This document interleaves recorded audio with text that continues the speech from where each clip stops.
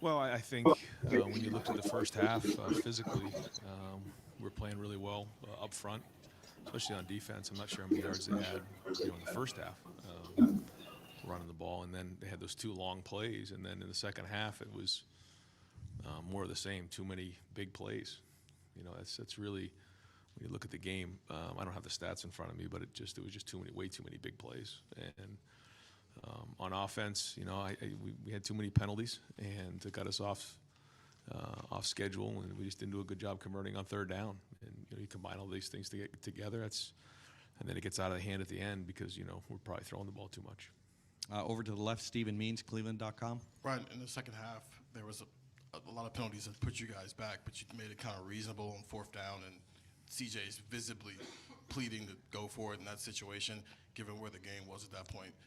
Why not go for it there? Well, I mean, we're always going to be aggressive, but at those times, I felt like it was the right thing to do, was to punt. Over here to the right, Nathan Baird, Cleveland.com. Ryan, you changed your defensive coaching staff and brought Jim in part because you were frustrated by the lack of in-game adjustments. Just your reaction to what you saw today, where they were just repeatedly able to break off that many big plays. Big plays, yeah. I'm going to have to obviously look and see, where all the breakdowns were, but it wasn't just one area. There was, a missed tackle on the first play, and then we got beat on a double move on the second play, and then there was obviously some misfits in the run game on some other plays, and there was also the pass, to the tight end. So a few plays in the back end, and then a couple of the runs. So. Yeah, obviously the first thing we need to do in games like this is play great defense, and other than two plays in the first half, I felt like we did, but not in the second half. Third row left, Stephen Hellwagen, 24/7 Sports. Yeah, Coach. During the first half, you get the early lead. You put it in there into the field twice, and I think on both series there was a screen pass and then a running play on second and long, turn it over on downs, kick a field goal, may have left 10 points out there. Just, do you feel like you missed the opportunity to grab control of the game at that point with a couple of the play calls there? Yeah, I think it was, a combination of a lot of things. We spent a lot of time trying to, come up with things that we think, can get us into the end zone. And sometimes it's execution, sometimes, it's other things. But no, I mean, I think those were opportunities for us to kind of jump ahead, certainly early on in the game, and it didn't happen. Over to the right, Austin Ward, Rivals, 97.1. Ryan, you were really blunt last year. You just called what happened there a failure. I'm sure you feel similar right now. Does this feel worse that it happened again, or what are your emotions right now as you evaluate this? Hard to say right now because this is not the outcome that we all envisioned. I thought we had a really good preparation. I thought we were building towards playing really well in this game, and we were fighting there in the first half, and I felt really good going into the second half, and we just didn't execute well enough in the second half. So I don't know how to answer that other than I thought we played hard. I thought we were fighting out there, but in the end we came up short. Second row left, Dan Hope, 11 Warriors. Ryan, when this is your goal and 2 years in a row you guys come short of that goal, like where do you go from here? What do you do to move forward from this? Well, we'll figure out what's next. I don't know exactly what is next right now, but that's life at Ohio State, and I certainly know what this game means to everybody, and so when you lose, it all comes back to me. I'm the head coach, and that's what probably hurts the most. Over to the right, Adam Rittenberg, ESPN.com. Yeah, Ryan, this obviously was a play-in game for the Big Ten championship. You guys aren't going to be going to that game, but do you feel like you still deserve consideration for the playoff, or is that tough after the performance like today? Well, I mean, I thought we were in it, and we were fighting there at the end. It obviously got out of control down the stretch, but it wasn't like we were outmatched in terms of just overall play. I don't think. So yeah, I mean, as we get to those decisions, I think you got to look at the body of work and what we've done, and we got a lot of good pieces on this team, and we came up short today, but I think if we were able to get a shot in top four, we'd be a dangerous team. Second row left, Cameron T. Robinson, The Athletic. Ryan, you mentioned the coverage breakdowns. I'm curious, just as a play caller, when your offense is struggling with penalties and you're getting behind schedule, and then defense goes on the field and you have a big breakdown, how does that affect what your mindset is in terms of aggressiveness as a play caller? Yeah, I mean it all goes into the game. When you feel like you're playing good defense, you feel like you're playing the ball control game, and you can go back and forth a little bit. When you feel like you're giving up some ground, then you feel like you got to catch up quickly and try to get it back a little bit faster, because the game's getting away from you. So, all those things go into your mind while you're in the game. Over to the right, Bill Landis, Rivals. Ryan, when you're weighing decisions like that punt on 4th and 5 in the third quarter, or the late field goal you kicked, how much do you take into consideration the message that sends to your team there, and whether or not you felt like those decisions maybe sapped any of the aggressiveness out of your team? I think in games like that, you have to play the field position game, and 4th and 5, and around midfield. If it was 4th and 3, 4th and 2, I think maybe you take a shot there. I didn't feel like we were desperate at that point, and so I felt like that was the right thing to do. And I just feel like you're not in those situations if you're converting on third downs, and we didn't do that today. Over to the left, Doug Lesmaurice, Cleveland.com.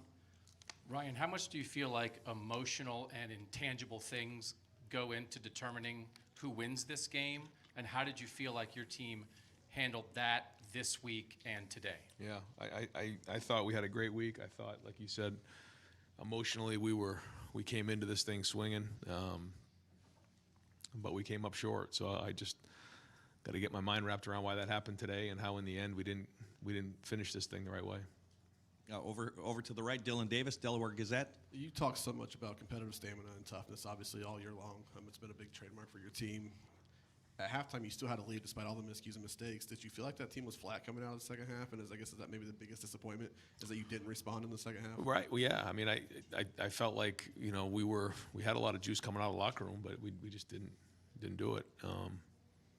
But yeah, we're winning at halftime, and felt like we were in a decent spot to go play. We got to, my message to the team was we got to win the first 6 minutes of the third quarter right here, and then go from there, and that didn't happen. Second row aisle, Lori Schmidt, Columbus Dispatch. Coach, could you evaluate C.J. Stroud's performance today? I mean, his numbers were good, but you look at the opposing quarterback, and his numbers may look even better, and maybe you needed an all-world effort today. Yeah, I mean, I thought he competed. I thought he played hard all the way to the end. Made some good throws, and there's nobody who wanted to win more than C.J. Stroud today. Front row, right, Tim May, Letterman Row. Thank you, Jerry. Ryan, I'm just wondering, when you lose a game like this, but there were like 4 or 5 just haymaker plays that they hit, is it more stunning? What is that sense you have right now? And then also, they were basically not afraid to take some shots. I mean, because everybody thought it would come down to J.J. McCarthy having to throw the ball to beat you guys, and bingo, I mean, I don't know, how do you put this one in the file, I guess? Well, you got to obviously go back and evaluate before you just say something that's probably incorrect, because everything's happening so fast. But certainly there were breakdowns in the back end. I mean, that was clear to see. And when you do that in a big game, then you saw what happened. And the margin for error is so tiny, and all of a sudden, the floodgates kind of open up, and the game gets out of control, and it should have never happened. And also, what was the feedback you were getting from CJ, from plays y'all called and stuff? Sometimes it looked pretty good out there throwing the ball down the field, sometimes not. I mean, what was the feedback you were getting, and did they throw y'all some curveballs, I guess, defensively? No, I don't think so. I mean, they're a good defense, number 1 defense in the country statistically, and they did good. Did a good job coming in with a solid game plan, but there wasn't anything out there that we hadn't seen before. So again, I think we just in the end didn't make enough plays. And final question, front row, Joey Kaufman, Columbus Dispatch. Ryan, as far as the running backs go, Chip hadn't had much of a role carrying the ball for you until this game. What went into using him as much as you did, and just how did you think you did? And also Mayan, was he at full strength? Yeah, well, not having we didn't have Trey available, and then Mayan, was coming off of his ankle, and he gave it a shot, but there were some runs in there early that he maybe wish he had back. I don't know, but then we felt like Chip could go in there and give us a little bit of a shot, even though he hadn't played. We had to play some depth, so Dallin got in there a couple times, and then Chip as well. So the good news is we had some pretty good depth there, but certainly Mayan wasn't 100% today. Great. Coach, thank you very much. All right, thanks, guys. All right, that was Ohio State head coach Ryan Day. Welcome to the Buckeye Huddle post-game live show. I am Mark Givler. Got Tony Gerdeman here with me.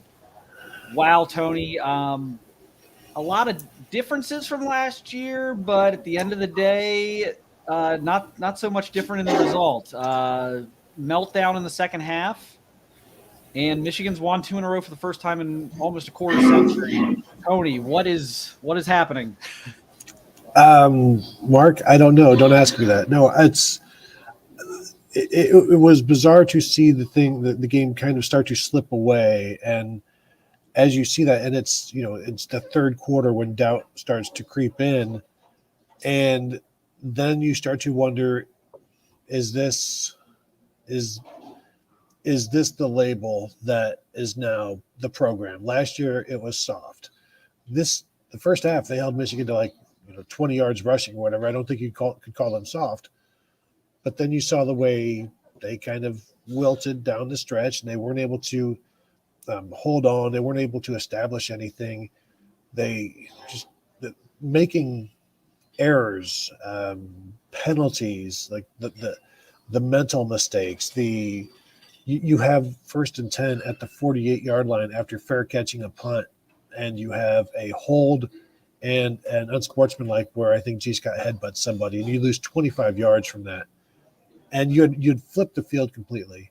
And now, before you even get to do anything really offensively, it gets reflipped. And this was just a snowball for Ohio State. And as you heard Ryan Day say, they felt good coming out of the first half, and they should, but they left a lot of points on the board, and then they never had an opportunity to get them back in the second half because Michigan outplayed them at that point. Yeah, it was, I made the note at halftime. I said, if you would have told me in the first half that Ohio State would outgain Michigan on the ground, and it was 124-10, and that on the other side that CJ Stroud would have 200 yards of turnover-free passing, I'm thinking at that point it's probably like 28-0 at halftime Ohio State. And it's 20-17, and I think a lot of people were taking that as, oh, well then clearly this is just going to continue in the second half, but the results are going to be a little bit different, and Ohio State's going to run with this in the second half. I kind of felt the opposite. I'm like, boy, this is ominous because you're not going to dominate them statistically in the second half, odds are. And so I felt like Michigan stole 10 to 14 points there in that first half. Did you feel that in the stadium? I mean, just kind of like missed opportunities? Well, Ohio State had some missed opportunities, and Michigan had 4 plays of 15 yards or more in the first half. 2 of those were touchdowns. Actually 3 of, I think 3 of those are, 2 of those were touchdowns because of the score. But everything that led to points through the first 3 quarters came off of big plays. And then it was like everything in the fourth quarter was based off of Ohio State's mistakes or missed tackles. And they just, I would have to go back and watch last year, but it seemed like at some point I remember reading and writing that the team kind of just, that was it. They had nothing more.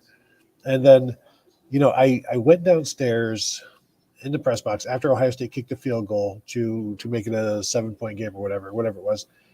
I went downstairs to get onto the field, and as I'm like stepping onto the track area, you just see Donovan Edwards go running by, and it's like, what's going on there? And then that was it. And then he did it again. And at that point, even before then, obviously, Ohio State is just, to say that they quit, that's a terrible thing to say.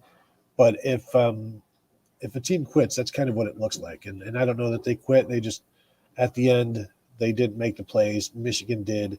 And the Michigan crowd, the Michigan players, they started to, it was in the second quarter and third quarter, they really started to get boisterous on the sidelines, the Michigan players. They had so much confidence, and you saw a bunch of Ohio State Buckeyes, standing and kind of watching what was going on the other side of the sideline. This was so 90s to me, it's not even funny. Big play, how many highlight reel big plays, from the 90s for Michigan that you could point back to that we still see to this day that I think, we'll be playing some of those. They'll be playing some of those long passes and long runs today for years. All right, folks, we're going to have a few minutes of questions. Okay. Yeah, So we're going to, I few minutes are they of bringing them up questions for now? defensive end Yep. JT Okay, we'll go to JT Tuimoloau. Tuimoloau, and I'll finish that thought later. Right here, over here to the right, Austin Ward, Letterman row. I'm sorry, Austin Ward. Ward Rivals, 97.1. JT, can you describe what the emotions were like in that locker room? I know this is going to be difficult for you all to probably process right now. Oh yeah, I mean it was a tough loss. Those are pretty much the emotions right there. But we still got to keep our head up and keep moving forward. Over to the left, Dan Hope, 11 Warriors. JT, you mentioned keep moving forward. How do you do that when this is what you've been working for all year?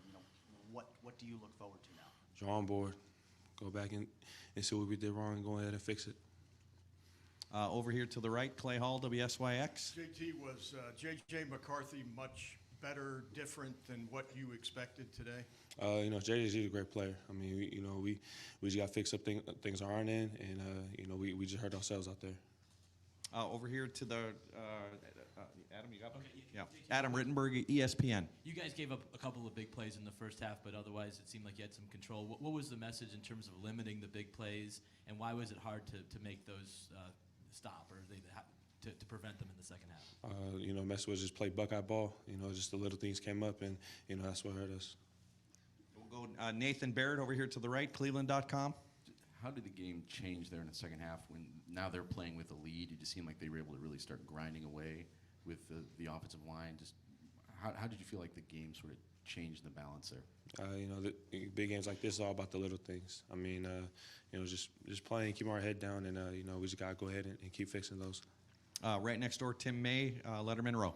Yeah, JT, basically a lot of the thinking going into this game was you guys make them throw the ball. Y'all got a heck of a chance. And they came out throwing the ball and stuff. Did that catch y'all a little bit unawares or surprised? I mean, obviously, first half you guys were still leading and stuff, but the way J.J. McCarthy stepped up and made those plays was a little bit of a shock to the system. No, yeah, we just going in, we were just we knew they were a good running team, but we had to go there and be ready for everything. Yeah, but was there a moment in this game where you thought defensively you guys had a grip on it? I mean, that you were taking control. Do you remember any moment like that? It was every moment. With my brothers, I'm not going to give up. With us, there's still a lot of time on the clock. So, we just got to go ahead and just fix those things after this game. Great. JT, thank you very much. Tim, just go ahead and hold on to it there. Tim, you can keep it there.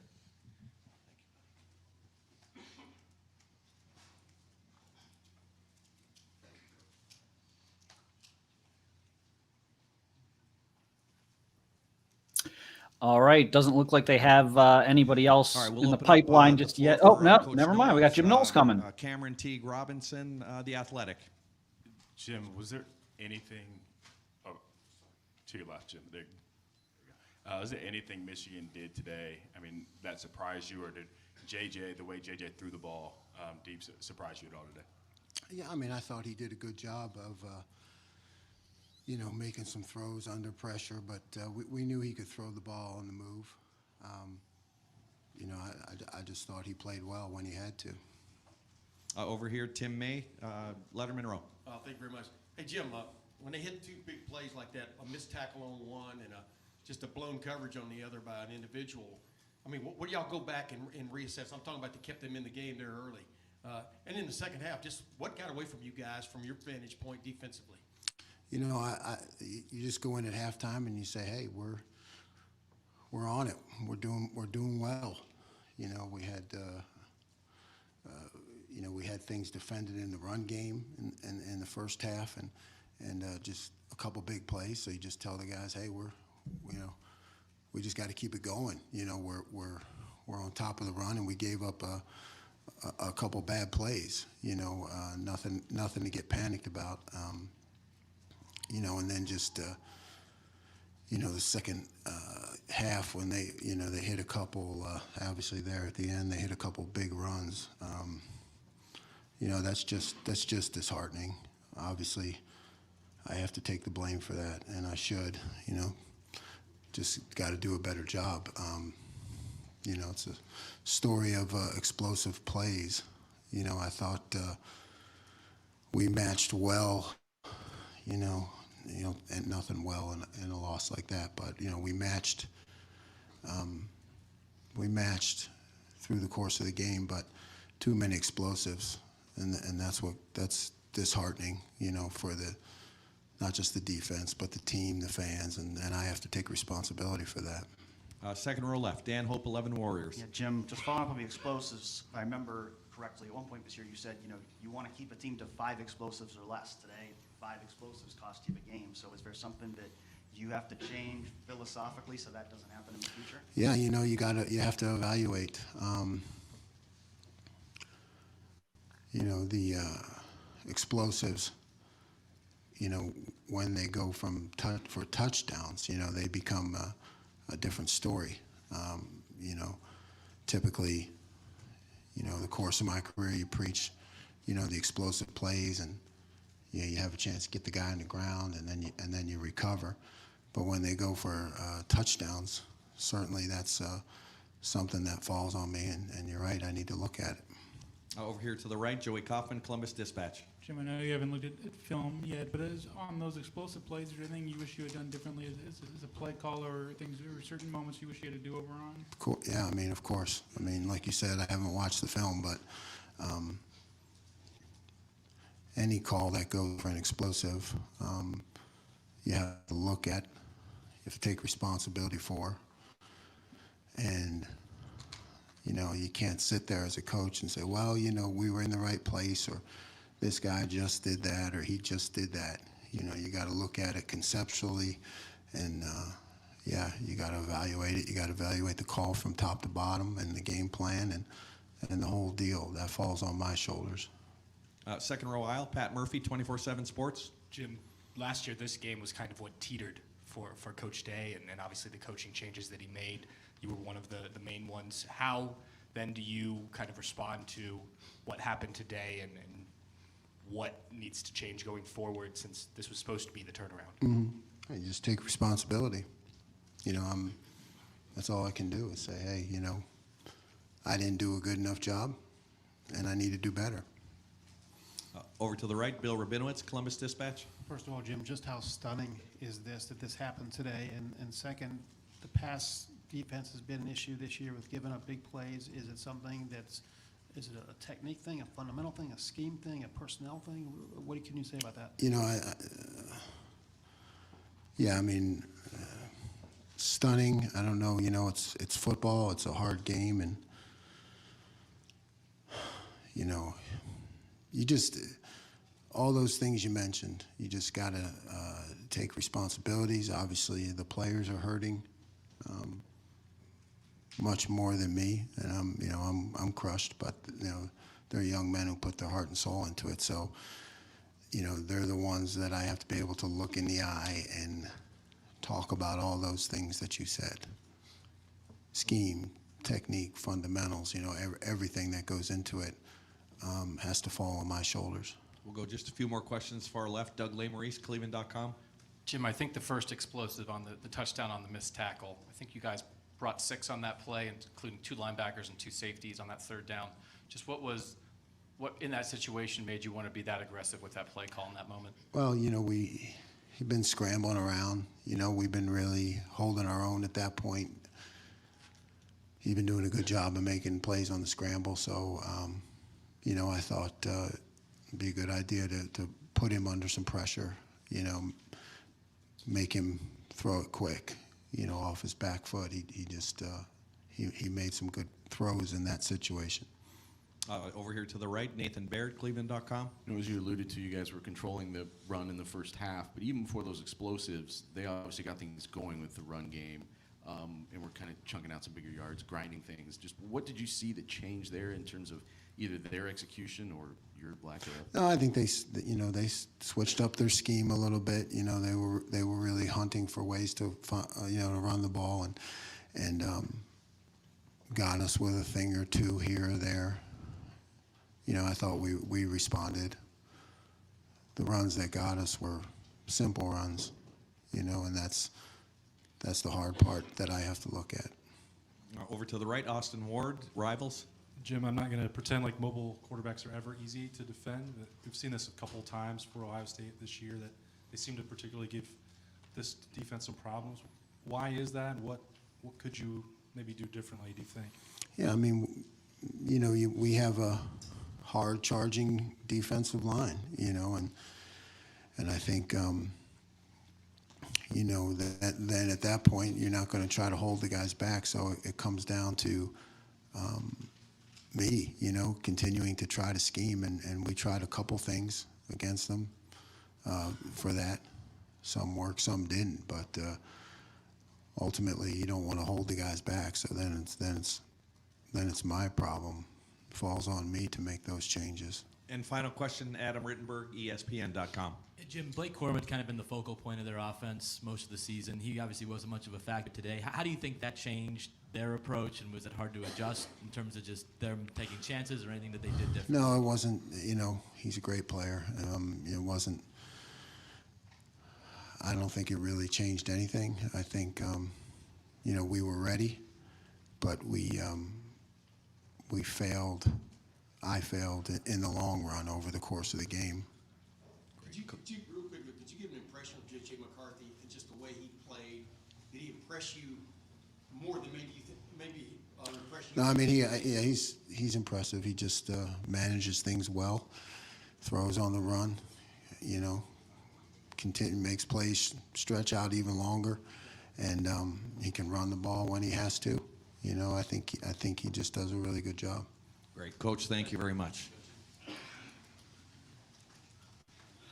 All right, that was Jim Knowles. He's not a guy who shows a ton of emotion, but that seemed awfully somber there. He did come out and take the blame, as I think a lot of people are waiting to give him. Open up And the floor for so, a few minutes for we got CJ now. CJ Stroud. Over here to the right, Austin Ward, Rivals 96.1.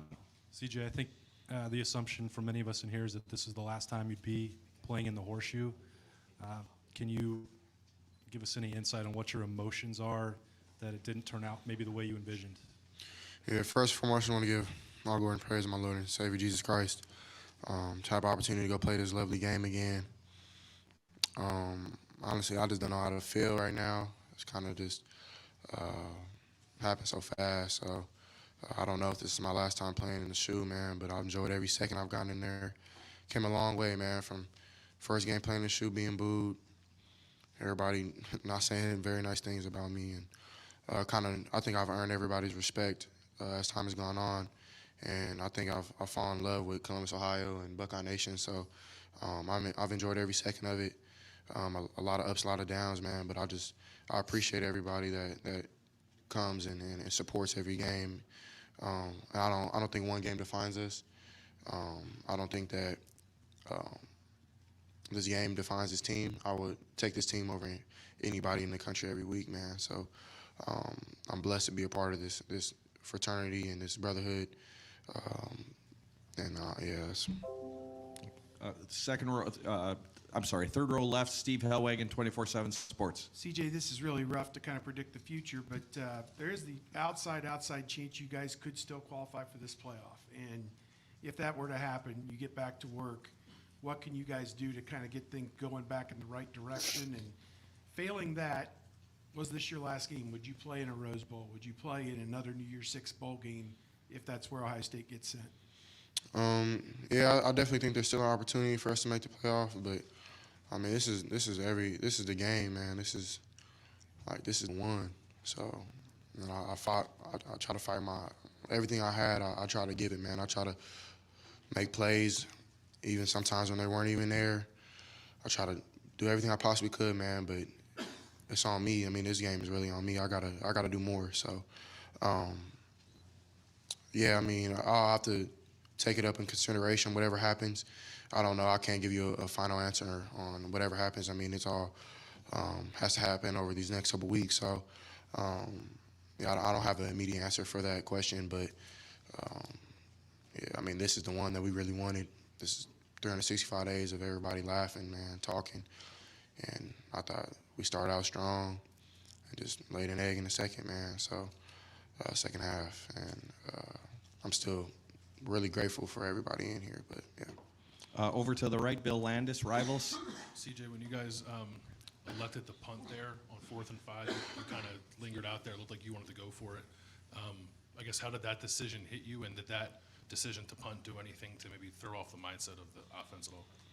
I mean, when you get in a 1st and 40, like it was crazy. I've never been in a situation like that in football, and I thought we fought back to get in decent field position. And I mean, Coach Day felt like it wasn't smart to go for it on 4th right there. I mean, I wanted it. I wanted to go for it really bad. I think I'm still one of the best players in the country, and I think that I can make that play. I think those type of moments, I want the ball, I want to do things, and but I have to trust Coach Day, and I do, and I will ride with him every game. So, but I mean, everybody focuses on one little thing or one half. It's so many little things that played a part into us losing this game. And really, I blame it on myself. I got to do more, man. I got to make plays on 4th down. I got to just be better. So,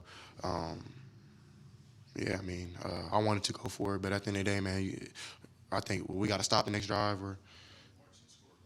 Well, I mean, if you get a stop, then you get the ball back down 4. So, I mean, it goes both ways, man. It's like flipping a coin. So, you don't really know. And you have to kind of play your chances. And we have so much respect for our defense that in those moments we know, or we hope so, they're going to get a stop. And, I mean, I don't blame them. You know what I'm saying? It's not their fault. We got to score more damn points. So, Over to the left, Stephen Means, Cleveland.com. CJ, you kind of mentioned a little bit some of the stuff that you've been through since you've been the starting quarterback here.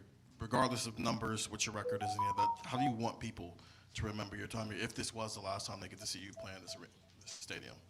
That's a great question. I mean, honestly, I don't know. I mean, people are gonna say I never won a game, and I understand. People are gonna say I never won a Big Ten championship. I understand. So I mean, when it comes to that, I just have to eat it, man. It's life. Nothing's ever been easy for me. I don't expect to get it easy. God puts when you pick up the cross, man. God puts you through more, and you have to be joyful in those moments. So, yeah, it's tough, and I think I said earlier this week I'm gonna be known as the best. And I don't think that I'll have that respect from Buckeye Nation anymore. Even if I do, I appreciate it. But honestly, I mean, I wish I could have did more. I wish I could have won these games. I think, but no one can question my heart. I don't think anybody can question how hard I tried to win this game, how hard I left everything on the table. There's nothing that no rock I didn't flip over. Like, nothing I could have did more, I felt, other than play better today, but it's not like I left it to chance, you know what I mean? So, yeah, I mean, I don't know if that answers your question, but. We're going to do just a couple more questions. Over here to the right, Bill Rabinowitz, Columbus Dispatch. CJ, you guys had chances to put more points on the board in the first half. How significant was that, and how surprising is it that you were only able to score 3 points in the second half? Was it any adjustments that they made? How could you kind of put your finger on that? Yeah, I mean, in the first half, we were shooting ourselves in the foot. We went down, scored the first drive. Second drive, we should have probably scored again, but we kicked the field goal. And after that, man, we just kept shooting ourselves in the foot. Yeah, honestly, that's really what was going on. I mean, credit to Team of North's defense, but we scored more points in the first half. I think this game would have been a lot different. So, and then we come out in the second, and we just shooting ourselves in the foot again, just getting penalties, holding, all type of stuff, man, and missing throws, missing runs, blocks, everything, man. So, but it happens in every game, and sometimes you get away with it, sometimes you don't.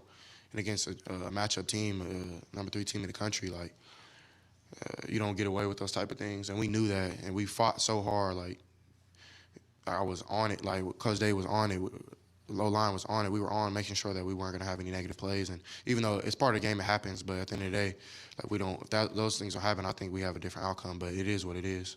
So. Over to the left, Doug Lesmerises, Cleveland.com. CJ, we know you guys were thinking about this for a year. I think we could see the emotion from you after the first touchdown, what that meant to you. How did you think you and this team just handled the emotion and the intangible part of all that this week and today when you had been thinking about it for a year?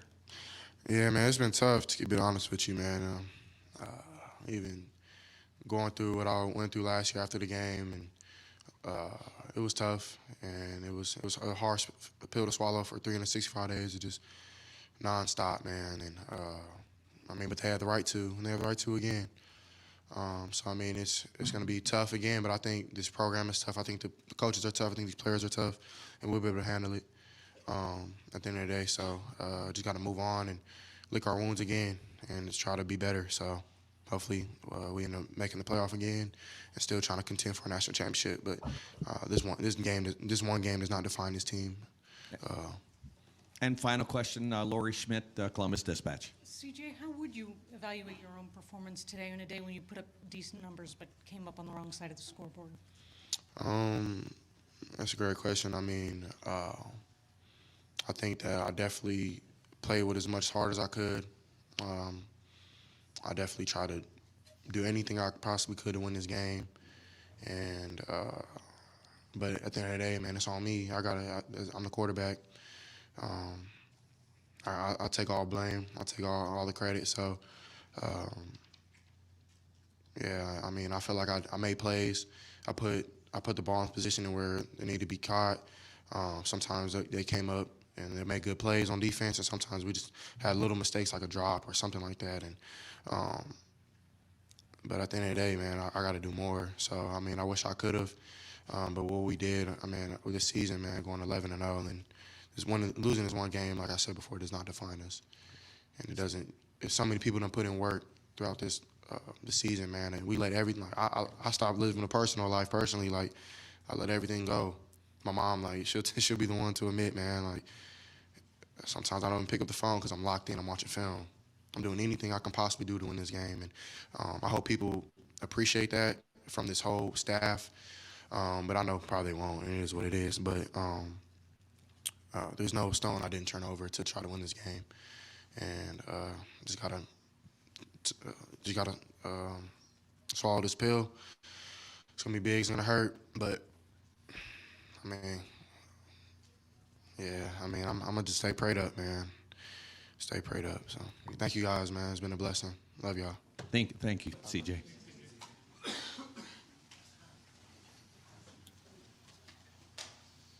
And disappointed CJ Stroud, obviously. I don't think we're spoiling anything here. Certainly looks like his final game in Ohio Stadium, and we'll see. We'll see what happens here with the games here the next couple weeks, and see if there's anything further in an Ohio State uniform.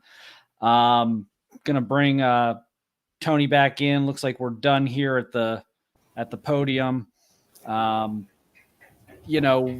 I guess just we just saw Knowles and Stroud back to back. Just kind of your reaction to watching those guys talk. Well, I think my initial reaction is if Ohio State's not in the playoffs, that was the last time we saw C.J. Stroud. When you say, well, I've got to talk to people if I'm going to play in a bowl game, that means no, you're not going to play in a bowl game because they're going to tell you not to play in a bowl game. So honestly, at this point, if Ohio State doesn't play in the playoffs, I think Ryan Day would like to see him go, because then you have Kyle McCord that you can. It's like a pre-spring. You get the ball practice with Kyle McCord, then you get the spring with him. So he'll be a more experienced player when you need him next year. But it's interesting to hear him talk about his relationship with the fan base, and I think social media has made a lot of those relationships pretty toxic. And clearly, he sees what a lot of people say about him on social media, and as you know, the last line there was like, I hope people appreciate it, talking about the work that he put in to win this game. I hope people appreciate that. I know they probably won't, though. And that's it's interesting to see the way that some people are embraced by the fans and the way they aren't.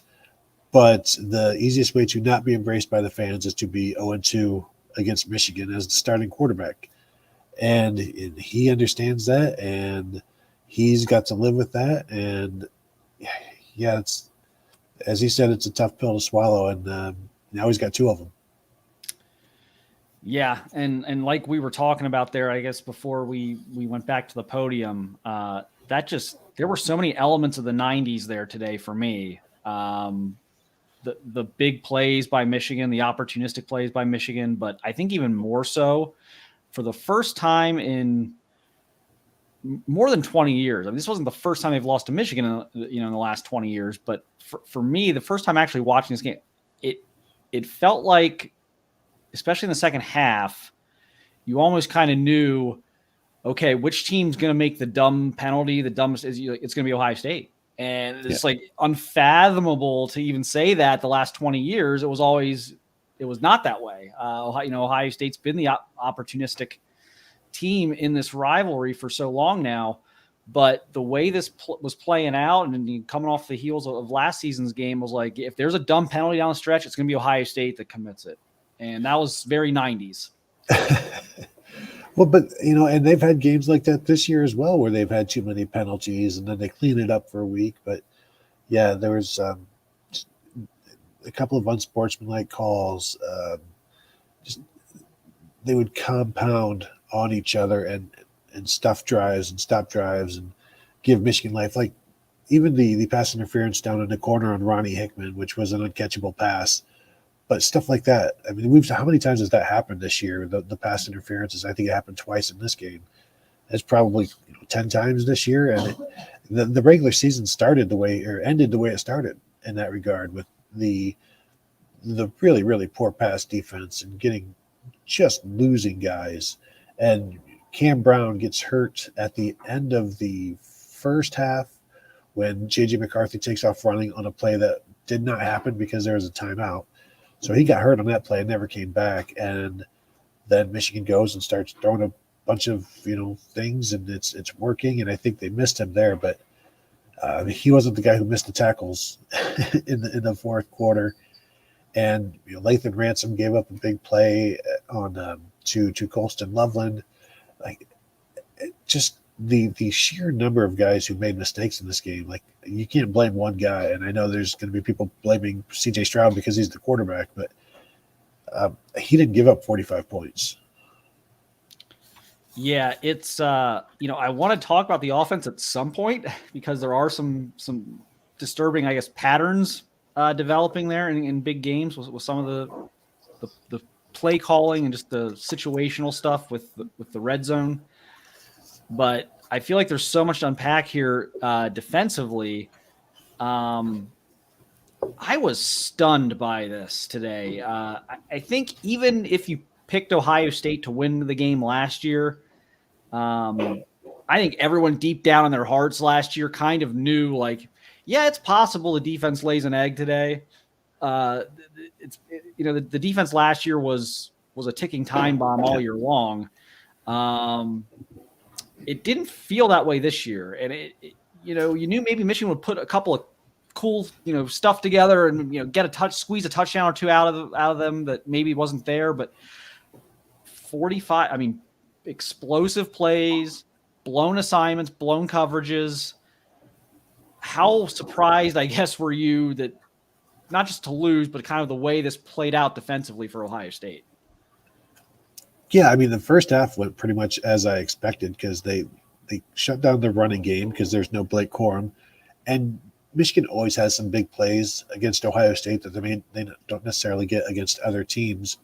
And so that first half went pretty much as expected. And I think of the last 11 games, all of them except for one have been separated at the half by one score, unless they're tied, which is, I think, about 4 times. So that first half went about according to plan. But then it just kept happening. And J.J. McCarthy is a guy who plays with a lot of confidence. And once that confidence gets going, and he only completed 50% of his passes, but almost every pass he completed was a big one. And in terms of big plays, Michigan had 5 pass plays of 15 yards or more. Actually, they had 4 of 30 yards or more. Actually, they had 3 of 45 yards or more. In total, they had 4 plays of 69 yards or more. Just unbelievable breakdowns. And as Jim Knowles said, that's the most disappointing part. But we've seen all season long, they keep looking for corners, and they can't keep corners on the field because somebody makes a mistake or somebody gets hurt. And they've been searching all year long. I think maybe the most disappointing thing was how the safeties were an issue, including Cameron Martinez. I'm not sure why he was playing at that point. I don't know if they were in a dime. I don't think that they were. But to see Ronnie Hickman, Lathan Ransom, both give up big plays and the pass interference in the end zone ending up with a 1st and goal. Boy, that was really disappointing on their end.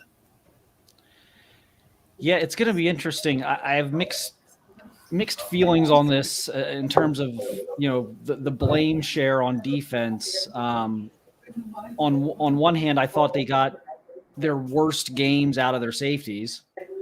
I didn't think they got a particularly good first half out of Cameron Brown. Those are the guys you need in this game to win. On the other hand, and I'm going to be interested to kind of read Ross Fulton's stuff this week and kind of his reactions and things like that. But did they outthink themselves a little bit defensively? They were much more aggressive in their back seven, particularly their secondary, much more cover one, cover zero type stuff. Again, we'll have to go back and kind of rewatch and chart it, to get a better breakdown of it. But it was very clear just to the instant reaction eyeball test. They were playing a lot more cover zero, cover one. And, we talked about, make McCarthy beat you, make McCarthy throw the ball downfield. Well, yeah, do that. But if guys are running 20 yards, I mean, it's, we're thinking make Michigan make some contested catches vertically. Those were not contested catches. Those were guys just running free where, maybe half the students in the student section could have completed some of those passes. Did they outthink themselves a little bit, especially in the second half, because the first half went so well for them up front? Should they have maybe been a little more conservative defensively in the second half, knowing they were winning up front defensively? And okay, let's make let's kind of scrap what we did, because we had a few breakdowns in the first half. Let's make JJ process. Let's make JJ go through 2 or 3 reads. Let's make him read coverage. Let's make him pick the spot in the zone he needs to throw to. And either our front four is going to get there, or he's going to be kind of wildly inaccurate like he has been at times this year. Instead, it's felt like they kind of went right back to the well, and big play. Defensive backs running, unfortunately not knowing where the ball is and, getting themselves in bad spots. Well, and that especially plays into J.J. McCarthy's ability to evade the blitzers, which he did a couple of times, and roll out and create some broken plays, because that's what was happening in the first half. From those first 2 touchdown drives, I think or the first 2 scores were based on broken plays, basically. And yeah, if your front four is winning like that, why do you need to bring 6? Why? And as somebody, as Rick S says in the chat, if they're going to play zero coverage, they better find guys like Denzel Ward and Jeff Okudah, and they ain't got none. And so to be like that, like I'm with you. They needed to force J.J. McCarthy to throw into some windows, and he could throw into a pond, and that's what he was facing. Like just throw it and let a receiver go get it. There was, and again, he only completed 50% of his passes. Like if you make him throw the ball into some windows, he's going to hit the wall. It's not necessarily going to get into those windows. That being said, coming into this game, I said he needed to be Troy Smith from 2004. And, he was running around, he was throwing the ball, went for over 300 yards and made plays that other quarterbacks wouldn't have, that Cade McNamara wouldn't have. And so, he's a very talented guy, and a guy that is obviously only going to get better, probably has 1 more year at Michigan. So Ohio State will have to face him next year at Ann Arbor. But he's a problem when he gets out. Now, if you keep him contained, then the problem isn't as large, but they kind of like undid the lock on the cage and said, let's fight, rather than keeping him caged in. They let the tiger out, and they got mauled. They never forced him into like a crisis of confidence. Yeah. When you have guys 10, 15 yard separation downfield, and that first one, I think it was the first one, was underthrown. But so far behind the defense, it didn't matter. He could have, had lunch while the ball was in the air and been good. And just so you never forced him into any type of questioning his confidence, as we've seen happen in like just last week in Illinois against Illinois. And you give someone an easy 1 or 2. It's almost like a golfer who struggles with putting, and he sees the ball go in, even though it may only been a 5-foot putt or a 6-foot putt. It wasn't a particularly challenging putt. And you saw McCarthy make a couple throws. They weren't challenging throws, but they were big plays, and he saw the ball go in, and it's like once that happens, it's hard to put the lid back on it. And it got out of control. You're not surprised when you see that second long touchdown to run. It's like, yeah, that's how this game ends. That's how you cap it. And I think, again, that's what I said earlier. That kind of becomes the defining portion of the game, of the season, of this team. Unless they end it with the national championship, it's the fourth quarter collapse, the inability to get into the end zone against Michigan. Just like you said when we started out, they lose by kind of the same score, but it's a different fashion. Can you say they were soft in this one? They were outrushing Michigan for the longest time until those last two plays. And as we know, like every year since like 2001 or something, the team that runs for better yards per carry average wins this game. That was Ohio State until those last couple of runs. And as I'm watching the game in the second half, I'm seeing Ohio State's average go down, Michigan's average start going up. And, Donovan Edwards, he wasn't really doing much, and then he just exploded. And then he actually before that, they started to move the pile a little bit. It's amazing that they were able to do this without Blake Corum. And I wonder how much they changed what they were going to do because of no Blake Corum. And they had all week to prepare for that, because I think they knew that he wasn't going to be able to go, even though they tried. But credit to all of them for the game plan that they came up with. I mean, I've never seen a halfback pass between the tackles. That was insane. That was what I alluded to in the post-game column. Was that's the type of play that Jim Tressel would have dialed up. He would have, how many years? Kind of vanilla most of the game, and then at the right time, the right call. And that was Harbaugh today, to his credit. And Ryan Day did not have those type of answers. And let's I think there's a lot more we could even talk about on the defense, but you guys will be on here for a while. What? Antoine Johnson, comment in here. I kept telling you, Buckeyes, that you got a Don Brown defensive coordinator, and that reminded me of that today. It wasn't necessarily all of the horizontal stuff that gave Don Brown's man defense fits. It was a lot of vertical stuff, and the vertical stuff is way more devastating than the horizontal stuff. Because like Jim Knowles said, like his defense allows for big plays, but when those big plays end up in the end zone, that just makes you can't have that. You can't bake that in to your defense, because you can't recover from that. You can't, I just gave up a 30-yarder. Don't worry, I'll get a negative play on 1st and 10 with a run blitz. There's none of that after a touchdown. And so that defense was exposed today. But really, and we said the same thing with Michigan's defense and the same thing with Ohio State's defense. Who have they played this year that lets us know this is actually a good defense? With Ohio State, it was, they've played themselves in practice. And Jim Knowles told me, you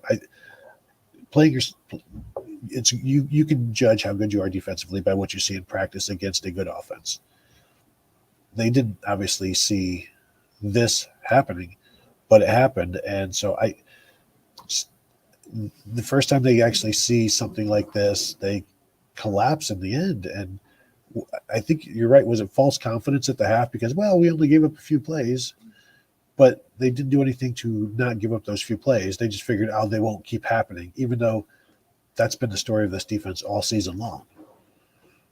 Yeah, it just felt ominous to me at halftime. I know it's easy for me to say that now. We know the result, but it did. It didn't feel right. It felt Tyler Shoemaker's perfectly on Twitter was saying this is like the 2019 Fiesta Bowl. It's like you had your foot on their throat there. You had opportunities that could have easily, you make one play defensively and you cash in offense. I mean, that can be 35-14 or something. I mean, 35, even 35-17. I mean, that could have been 35 easily. And it wasn't. And I just think it's easy to sit there and assume, it'll just continue this way. The statistical dominance will continue, but now they'll cash in on their drives and maybe Michigan will stop making big. I'm like, you can't that was your half to dominate and to take control of the game, and you didn't do that. And that it wasn't a comfortable feeling for me at halftime. No, and it shouldn't have been. I'm just looking here. Ohio State had 315 yards of total offense at the half, which means they finished with 180 basically in the second half, which is, that explains their 3 points. Michigan had 214 yards at the half. They put another 316 yards of offense in the second half. So they completely flipped the total offense, but Michigan capitalized on their possessions and scored touchdowns. The crazy thing is, several crazy things. Michigan was in the red zone once in this game. Ohio State was 3 for 4.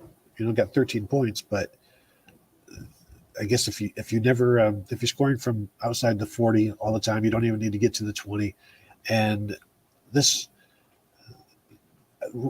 Jim Knowles didn't say he was shocked or wasn't stunned, but I think the only people who aren't stunned by this are people who actually believe that this was possible, and that's just the Michigan fans. Yeah. You set 3 of 4 for 13 points for Ohio State in the red zone. 13 points on 4 red zone trips is horrendous, especially for this level of talent offensively. This is the theme now in Ryan Day's losses for the most part. I mean, outside of maybe the Alabama game, a huge theme in these games, in these losses, and in these other big games that are maybe close than the score should be, they do not finish drives in the red zone, and that cost them all. I mean, really from start to finish today, but especially there in the first half, they didn't cash in on a couple. And 4 trips, you should have I think 24 points probably. You should have if you have 4 trips to the red zone with this quarterback and these receivers. Yeah, and there's some odd play calling at times down in the red zone on some first downs. There was first and second down. But the 3 of 4, the 13 points, it's like, well, did it really matter? They lost by 22 points. It's a completely different game if they're scoring touchdowns in there, and it changes everything. And you can't say Michigan's going to score 45. That touchdown, the first down of an Edwards touchdown may be the decider, and then Ohio State maybe still has a chance to go down and score. But it's just I think it has to be deflating for the entire team when you're just kicking field goals. And I guess credit to Ryan Day that they did go for a 4th down on one of those. And I will say, and just Michigan fans, you won. There were a couple of calls that didn't go Ohio State's way. Just a pass interference to Emeka in the end zone late in the game didn't change anything, but would have gotten Ohio State a little closer. That 4th down pass to Cade Stover, he was grabbed before he got out.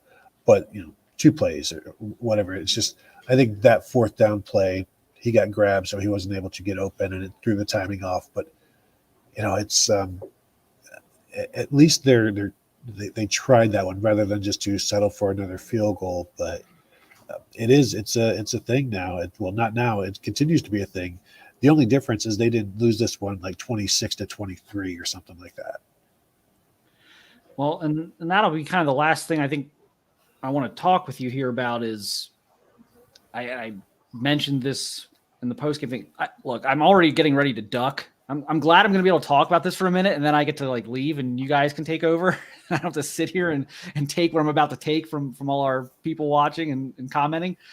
But the playoff, they have to take 4 teams. They're contractually obligated to take 4 teams, Tony. Clemson lost. The ACC is out. TCU's probably going to win today. Georgia's a huge favorite against LSU. If Georgia beats LSU and USC loses to one of the 2 top 20 or top 15 type teams they're going to have to play the consecutive weeks here. They play Notre Dame tonight. They'll play someone like Utah or Oregon next week.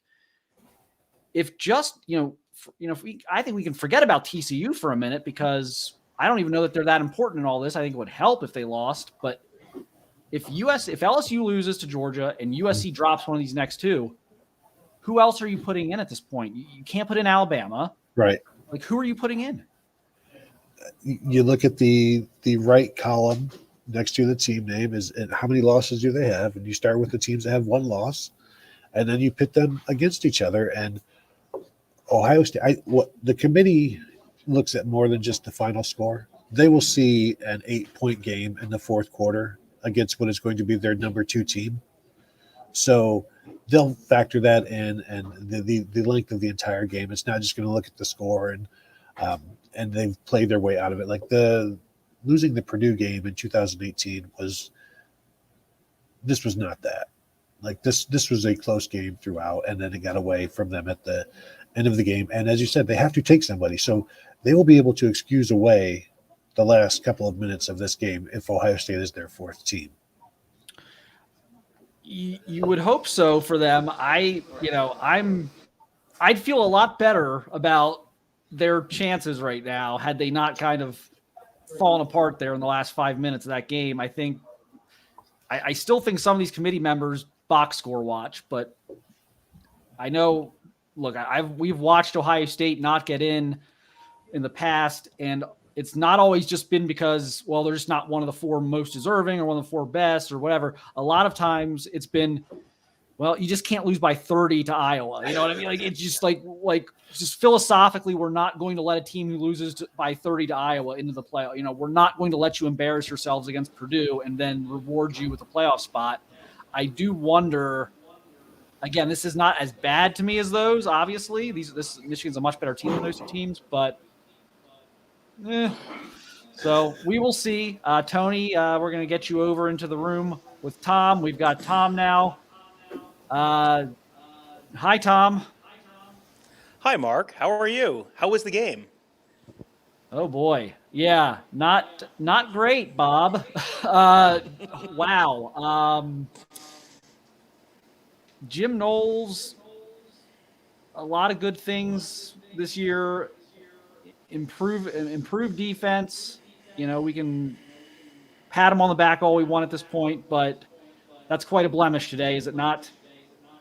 Yeah, well, I think this was a day when Ohio State just got flat out exposed, because this was not, last year you could look at it, well, the guys had the flu the week of the game, and well, it was snowing, and it had to go to Ann Arbor. No one was sick this week. Michigan had as many injuries they were dealing with as Ohio State. You're playing at home. The weather is as perfect as it has ever been for an Ohio State-Michigan game. There's no excuses. That was just, they just got whooped, and they got whooped for the 2nd year in a row. And I think, to me, what would be the most troubling thing is Ryan Day has coached 50 games at Ohio State now right now. They've won 45 of them. And the 45 of them have happened in all sorts of different ways. And you look at the 5 losses, and the 5 losses have all just been the exact same thing. It's just been, they come out and they march up and down the field between the 20s, and then they settle for field goals. They can't execute in the red zone. And, then the defense gives up some big plays, and then he kind of turtles in big moments and punts and kicks field goals and isn't as aggressive as the situation should call for. And he kind of botches some game management stuff, and then they lose. And they're always in the 20s. Their point total is always in the 20s. All of the losses are exactly the same. And at some point you have to say, look, you gotta change some things up. Last year, they fired Kerry Combs. They fired Matt Barnes at the end of the year. I don't think you need to fire Jim Knowles right now. I think Jim Knowles probably deserves another chance at this. I think Ryan Day, the head coach, might want to fire Ryan Day, the play caller. You might want to bring someone else in, because it all sort of goes wrong in the same way every time, and it hasn't seemed to get better. And I think, if you're really looking, if you really want to do the top to bottom analysis of what went wrong and why, I think the consistency with which that goes wrong in the same way, I think you got to take a look at it, because Ryan Day, on offense against Rutgers and Ryan Day on offense against Toledo. It is fun and shiny and lots of points. And then, when you're playing a better defense, you're going to score fewer points. That's how it works. That is how better defenses, that's why they're better defenses, right? But then 3 points in the second half. I mean, woof. That is real bad. And that is you have a quarterback who is, been discussed as a Heisman person for 2 years now. You have Marvin Harrison Jr., you've got Emeka Ibuka. You've got running backs, you've got talented running backs, and no Travion Henderson and very limited Mayan Williams today, but you have talented running backs, you have an offensive line, you have tight ends, and they just can't do it in these games. And I think a lot of that goes back to Ryan Day. Yeah, this is an interesting crossroads, I think the program's at. It's officially a rivalry now. I think last year you could have written that off as congratulations. They caught Ohio State at home with the worst defense Ohio State's had in forever. And that Ohio State defense went defense, and that's what you got. This year's interesting. I was talking to Tony about how this had some 90s elements to it with the dumb penalties and the defensive breakdowns allowing the big plays. And, you can make your Tim Biakabatuka jokes if you want there at the end. But I think it's a different issue facing this program than obviously at any point in the 90s. I think the thing in the 90s was always, does John Cooper take this thing seriously enough? I don't think I think there's a lot we can say tonight. There's a lot of things we can say today about this rivalry, today's performance, last year's performance. I don't think anyone can sit here and say Ryan Day didn't take this rivalry game seriously the last 365 days. So to me, these are more football questions than culture questions for me. Do you agree with that? Yeah, I think you had you talked about this kind of reminding you of 90s games. This was like they were playing all the hits today. You had the tight end dropping the pass in the end zone from the 2005 Texas game. You had the multiple long touchdowns where the defense looked like they had just kind of given up on things at the end of the game, which turned a close-ish game into a much bigger game. From the 2018 Purdue game, you had the Michigan running back going crazy. You had a score that was literally at one point 31-23, just like the 1995 game. You had Ohio State in the first half dominating the game, absolutely controlling the game, and not putting points on the board and not scoring touchdowns, just like the 96 game. It was an incredible mix of a little bit of everything, as Ohio State was sort of playing all their hits on their tour here. But yeah, it feels like Michigan is set up, and we've talked about this in the lead up to this game, so this is not some post hoc thing. We talked in the lead up about the fact that Michigan is built to beat Ohio State, and Ohio State is built to win in a dome against an SEC team because they can throw the ball and they do all the stuff that you can do. Michigan, like, all credit to Michigan. Michigan whooped Ohio State's butt for the second year in a row, and Ohio State. Ryan Day is not getting fired, but Ryan Day is a year away from having. You better win the game next year, is I think the conversation around Ryan Day. So, all credit to Michigan. Michigan is not going to do well in the playoff, I don't think, because Michigan is not. I don't think Michigan's going to be able to do what they did today with J.J. McCarthy. I don't, unless that continues, I don't think Michigan is built to win in the playoffs. But Michigan sure is built to beat Ohio State and win the Big Ten. And, I don't know if, I think Ohio State thought they had fixed it, and very clearly they have not fixed it now. So. Now what do you do? Because now you're in they made the easy change last year with the defensive coordinators.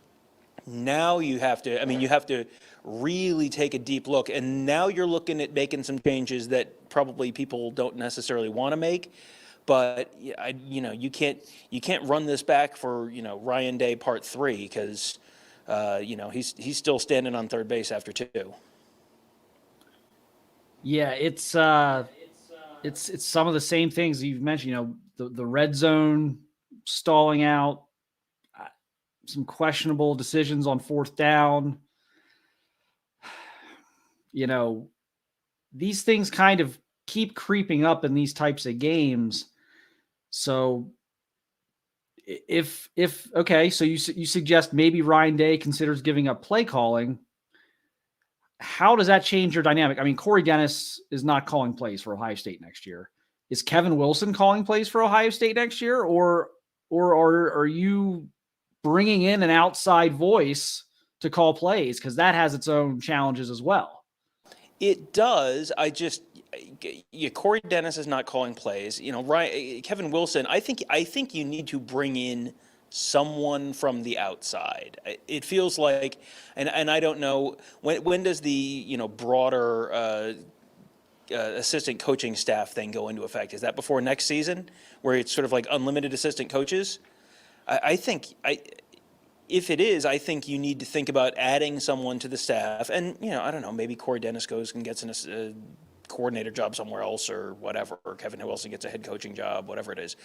Maybe you have an open spot. But I think you need someone new in that room making some of the decisions. Because it's just, when you watch, it's the old, insanity of doing the same thing over and over again and thinking you're going to get a different result. At some point, you have the Ryan Day in big games thing, and for whatever reason, the play calling just seems sort of disjointed, and they bog down in exactly the same spots at exactly the same times. You end up with the exact same number of points, more or less. At some point, it stops being a coincidence, and you have to, just like Ryan Day when he came in and took over as a head coach, he made some tough decisions, and Alex Grinch and Greg Schiano and Taver Johnson and those guys hit the bricks. Well, last year he made some tough decisions, and Kerry Combs and Matt Barnes hit the bricks.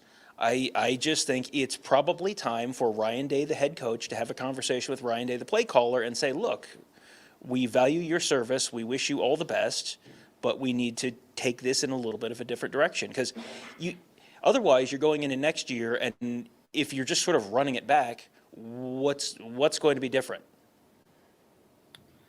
In the meantime, I think I'm going to do a hit and run here. Okay. USC loses one of the next 2 weeks. Ohio State squeezes them their way into the 4 spot. Michigan will then be favored against TCU in the 2-3 game. Michigan beats TCU. Ohio State upsets Georgia. Go.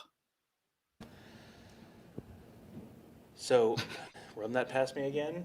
If these teams play again in the national championship, yes. If these teams meet again in the national championship, thank you for your. I don't even want to look at the comments right now. I'm sure everyone is just obliterating me. But sure. I mean, what is going to be different? What is going to change in the next 6 weeks in that scenario?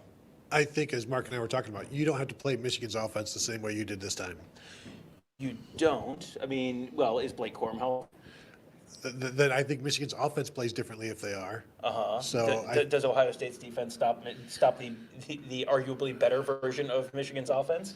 Well, what I'm saying is you'll see more running from Michigan's offense than you would today. So I think you'll see a different Michigan offense. That doesn't mean that they can't continue to do what they did. They would just do it less often. And probably just as efficiently, though. Average per rush, Michigan 7.2. I'm not sure that's going to be great. That was 170 yards on 2 carries, though. Do they count? No. Wasn't it exactly 7.2 last year? I get it. I know you're upset with Ryan Day right now. I'm not upset with Ryan Day right now. I'm just saying, I'm not sure Michigan running the ball more. I mean, this is. I'm saying it would be a different. It would be a different game. Last year was a different game from this year's game. Same score, but. Other than the result, it was a different game. So again, other than the result, why would next game? Maybe it is. You have time to adjust. And I'm not sold on Michigan getting through the first round of the playoffs either. But if they play Michigan again, I'm kind of in show me mode at this point. Well, I mean, we were in show me mode, and then like Blake Corum gets hurt. It's like, okay, things are like, this seems like it's possible. And then to beat them without Blake Corum, and I guess we can go ahead and discuss this on Buckeye Weekly. But Mark, if you would like to go, we can say goodbye. Any other grenades you'd like to throw in the room before you walk out the door? Yes. My final thought would be if I'm Ohio State, if I'm overseeing certainly one of the players, but if I'm if one of the coaches, if I'm in that athletic department, I want my rematch in January. I want my next game against Michigan to be in January. I do not want my next game in Michigan to be without CJ Stroud breaking in a brand new quarterback on the road in Ann Arbor next year. That's my thought on that. Is I think Ohio State's best chance to avoid a 3-game losing streak against Michigan right now is to actually play them again in like 6 weeks. But we shall see. I would agree with that. Yeah. Yeah. I will leave you guys with that will see thought. about that. All right. Thank you, Mark, for running the ship here for the last, hour and 20 minutes, hour and 15. So thank you, Mark. And also thank you to me because I was also doing part of that. So thank you. No one is more consistently the hero of their own story than you. That is correct. But thank you, Mark. And we'll let you go so that you can just have the rest of the night to do whatever you need to do. But thank you, Mark. And I guess with that, we will start the Buckeye Weekly Podcast. And hello, everybody. Welcome to the Buckeye Weekly Podcast. I am Tony Gerdeman, here as always with Tom Orr. Tom, how's it going? Well, Tony, before the game, I was down in the Michigan tunnel as Michigan was coming back up right before the band was about to get on the field, so 25 minutes before kickoff, something like that. And I'm just sort of shooting pictures as they're coming up the tunnel, just have some pictures of some other guys. And I see this person like gesturing wildly and out of like the corner of my eye, and I look at it's J.J. McCarthy, and there's fans yelling at him, and he's looking up from the tunnel at the people up in C-Deck, so 40 feet, 50 feet above him. And he's like, basically doing the bring it on motion. Yeah. And so they start walking up the ramp, and I run up the ramp so I can get pictures of the guys then come at the top of the ramp.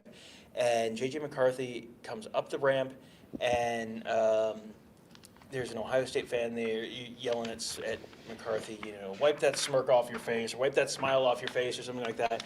And I've got a picture of him, and he just has this grin, and I don't think I can say it on this show what it looked like he was eating with the grin, but he was eating something with the grin.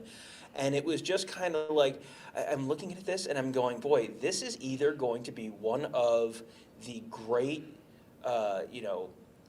villain stories in Ohio State game where this guy comes in and he's a young, cocky kid and he's going to show you, and then he just shoves it straight up Ohio State's you-know-what. You get the old falling for the old banana in the tailpipe. Let's leave it at that. Or, boy, this guy's going to look like a real clown, and this is going to be, Tate Forcier, and he's the cocky kid, and then he falls on his face.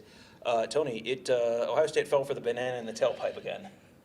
And the crazy thing is, and you look at his numbers, 12 of 24 for 263 yards, 3 touchdowns, and a sack. They got after him a little bit, and he was able to avoid that, which we expected. And they weren't able to necessarily ever bring him down just the one time, and he would get out. But he only completed, and I kept saying this to Mark, he only completed 50% of his passes. But the ones that he completed were, big and moved the chains, and the defense never made him throw into any windows. It was always just wide open guys running because there was zero coverage, or, we came into this game saying you need to make J.J. McCarthy beat you. But I don't think we meant you need to have them throwing freely to guys who are looking into the backfield. Yeah, you have to make J.J. McCarthy throw into windows, Yeah. but you don't have to open the roof of Lucas Oil Stadium and have him throw through the roof. Sorry. Lucas Oil Stadium is a stadium in Indianapolis for those who maybe don't remember games there. It is a stadium where they play the Big Ten championship game. Yeah, but no, it was. I said on the pregame show, the only thing that would really surprise me, it was a blowout Ohio State loss, because it just, for a blowout Ohio State loss to happen with what we were expecting and what we largely saw from Michigan's running backs for about 3/4 of the game, would require J.J. McCarthy to do something he had repeatedly shown he was unable to do all season long. And then, the greatest comeback since Lazarus, all of a sudden J.J. McCarthy is just dropping absolute nukes on the Ohio State secondary. And, the safety-driven defense, I don't know exactly who was responsible on a lot of them, but there were Ohio State safeties chasing about 10 yards behind on several of those. Yeah, and you don't know exactly who was responsible, but Lathan Ransom chased Colston Loveland into the end zone on one of those. Ronnie Hickman gets flagged for the PI on a totally broken play, and that was the thing. That was a broken play later in the game. They had 2 broken plays that led to big plays in the first quarter. Super chat from Charlie. Can Gene Smith pull up the Brinks truck to Vrabel's house? Seriously, Day has to be on the hot seat, right? Well, Tony, do you think Mike Vrabel wants to recruit? No, Mike Vrabel wants nothing to do with recruiting, with NIL. And what was Mike Vrabel's record against Michigan, Tom? As a player or a coach? As a player.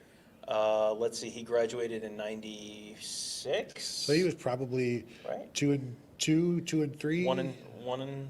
No, if he 94? graduated in '96, So it would have been 1-1, 93 loss, 94 win, 95 loss, 96 loss. So, I mean, if we're just basing this off of success against Michigan, Mike Vrabel, but no, he had his chance to coach at Ohio State and coach in college, and he quickly decided, you know what, the NFL is the life for me, and I think he made the right decision.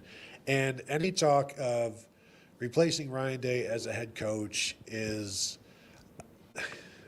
it's lunacy. It's premature. It's lunacy. Well, okay, it's not. You're not. It's not You're premature. you're not going to fire him now. If he loses in Ann Arbor next year, if they go up to Ann Arbor next year and they lose by 3 touchdowns, how secure is his job? What's his record? 11-1. If he loses in Ann Arbor by 3 touchdowns next year, what's his record? If it's 11-1, you're not firing him. And again, I don't think you fire him after a loss next year in Ann Arbor. Losing these games it used to be not acceptable, but it happened. Jim Tressel and Urban Meyer made it unacceptable. Right. And for a long time, and again, this is a completely different era. John Cooper lost the game 10 times. You're never going to get to that. No. I don't think you're going to get to 4 losses. But how many losses did Jim Harbaugh have against Ohio State? Right. Well, and how are things going for Jim Harbaugh right now? Sure. We got a super chat from FDR is great. Why can't these corners and safeties ever turn around and get the ball? Second tired of PI calls. Knowles deserves an F. Dumpster fire of a game. Yes. Yeah. I mean, I no notes. I also will throw a super chat in for those exact comments. Yeah. I mean, it was the secondary was a disaster. But again, so back to Ryan Day. Yeah, I mean, I think you run the risk of you can't have the patience you had in the '90s. No. You can't. And with NIL and with the transfer portal, I don't know that you can have the patience you had 10 years ago. And you know, are you? How many coaches? You know, you look at the trend line here.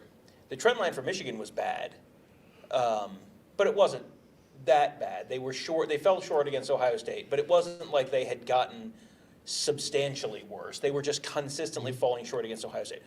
Ohio State has gotten. The trend line has been down, and you go from college football playoff, clearly one of the 2 to 3 best teams in the country. College football playoff, national championship game, lose by 3 touchdowns or whatever it was, 17 or whatever it was last year at Michigan, lose this year by 20, whatever it was. I mean, the trend line there isn't great. And here's the other thing. We're working with an incomplete data set here, right? Because we don't know. We know they're not playing in Indianapolis next week. If they go to the college football playoff as the number 4 seed, and against they Georgia have to and play Georgia, and you know, I mean, you have a sense for how that might go. But if they beat Georgia, well, then we're having a whole different conversation. But if they go and play Georgia, and they lose 31-13, then at some point you have demonstrated that you are not on the level of that the program was when you inherited it, and I think you get another year. But that you better make use of that year to correct some things and change some things, because just running it back and, you know, because we're going to be sitting here on November 23rd or whatever next year, and they'll probably be 11-0 or 10-1. And you're going to come into this game again going, you know, all the questions that we were talking about this week, where it's like you're 11 games in, and it's just this has all been preseason because nothing matters until the Michigan game, and then the Michigan game happens, and it happens the same way it did the year before. Well, I'll address super that. chat. Buckeye 91. The secondary giving up big plays with the problem. Without those plays, OSU 20, Michigan 3 at the half. Maybe overreaction, but new defensive back coaches for next year. Well, no, and I do think that Tim Walton and Perry Eliano are getting off easy right now because all of the blame is going on Jim Yeah. Knowles, and Jim Knowles is accepting all of the blame. Mm-hmm. But he's not coaching safeties. He's not coaching corners. He's coaching linebackers. Right. Linebackers looked okay to me. Now, I did not, to be fair, I did not see the last two running plays because I was coming downstairs on one and then walking to the end zone on another. So I did not see those 160 yards of rushing yards. But I mean, I didn't have the greatest view, but it was a little bit 2018 Maryland first halfy, where it was just it looked like a stretch play or outside zone or something like that, and it just you get between, I think it was the tackle and the guard, and then it's just like, and there's no one there. Yeah, there's nobody there. And yeah, and twice in a row. I mean, the problem is, like, in terms of the game itself, it didn't necessarily matter. The good guy says, y'all salty as hell, 45-23, y'all soft M. Good are we points. salty? Are you talking about? Maybe you're talking Maybe about. I'm going to guess it's the commenters, but Should fans like not be angry? Should well, I mean, come on. I think fans should be angry. I can't believe you guys are upset that you lost this way to Michigan. Treasure the Torah says, "Hey, what's up, Tom and Tony G? I was there at the 50-yard line. The play calling was atrocious. In all honesty, I'm back at the hotel eating some chicken al fresco. Stay blessed." That is a person living their best life right there. That is Stay blessed. tremendous. That is tremendous. Go on. But you said the trend line for Ryan Day is going in an opposite direction. Let's look at Urban Meyer's last, every year after the national championship. 2015, playoffs? No. 2016 playoffs? No. Yes. Oh, yes. Sorry. How did it go? Well, did they show up for the playoffs? Is the question I was 2017 playoffs? No. 2018 playoffs? No. And was it time for Urban Meyer to probably move on at that point? Well, he decided it was. He decided Yeah, it was. I mean, I think the trend line is here's the thing. You know how we always say like Jim Harbaugh in Michigan, because we wrote him off many times, but we talked about the expectations that Michigan fans had, and it's like they should be 11 wins, they should be 12 wins, and it's like, no, you are a 9 or 10 win program. That's what you are. That's what you've always been. You need to accept that, and maybe this is what Ohio State is it's the 10-11 win. But if you're that close, yeah, like you got to go to the next step because you're there, you're grasping. In terms of, we've talked about this in the past of you losing to Michigan, but when this goes to 12 games and you make the playoffs every year, how do you justify that? Other than saying we wanted to beat Michigan, so I mean it's a tough thing, but also. Over the years, I think somebody said like Ohio State would have been in the playoffs like a 12-team playoff every year, or like 80% of the years since like 2005 or whatever. So you have this. It's not just Ryan Day that could get them there. So it's like you don't need to stick with Ryan Day because you're making the playoffs.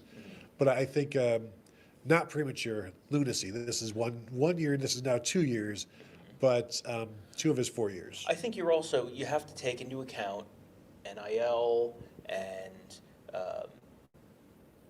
that relies on people donating, people being enthusiastic. Now, what is the level of enthusiasm in Columbus going to be next summer to put money towards the football program?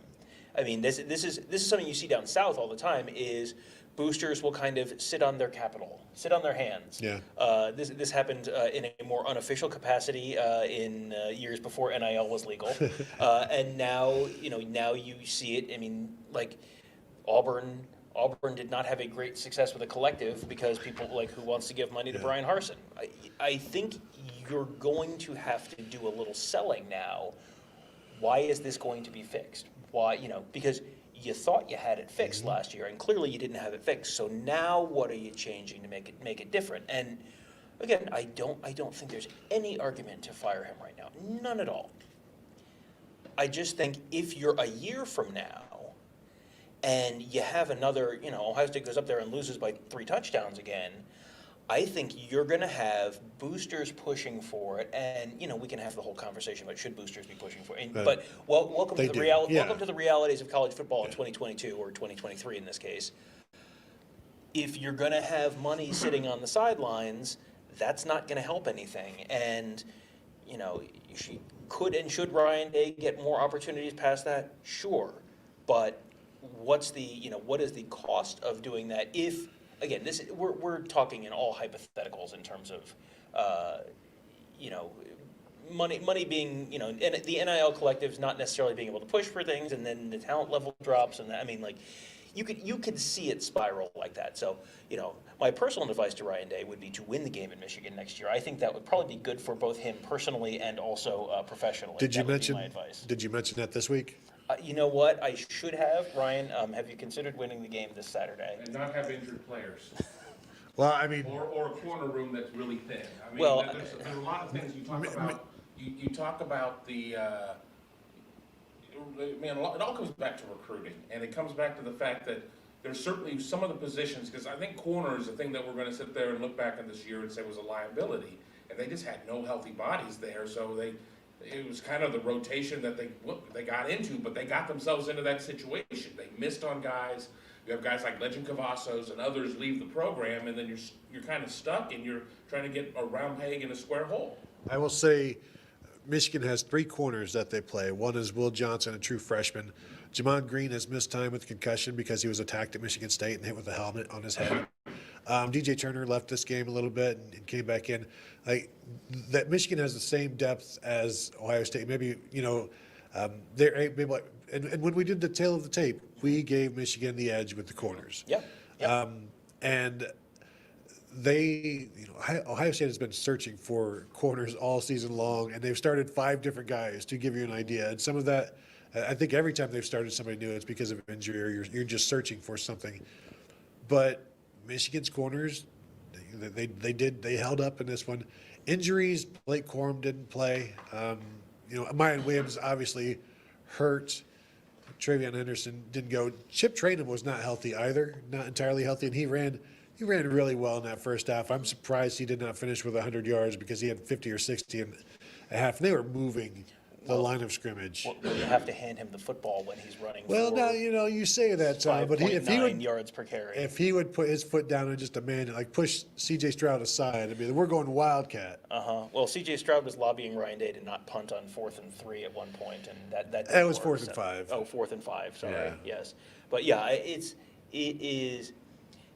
I think you know, you look at the play calling with Ryan Day, and it's like he gets in this same exact mode where it's like you're running the ball, you're moving the chains, you're consistently picking up yards, you're running for. I mean, 4.9 yards per carry. We said that would be a winning number, pretty much, right? Yeah. Well, and Traynham 5.9 yards per carry. I mean, that was.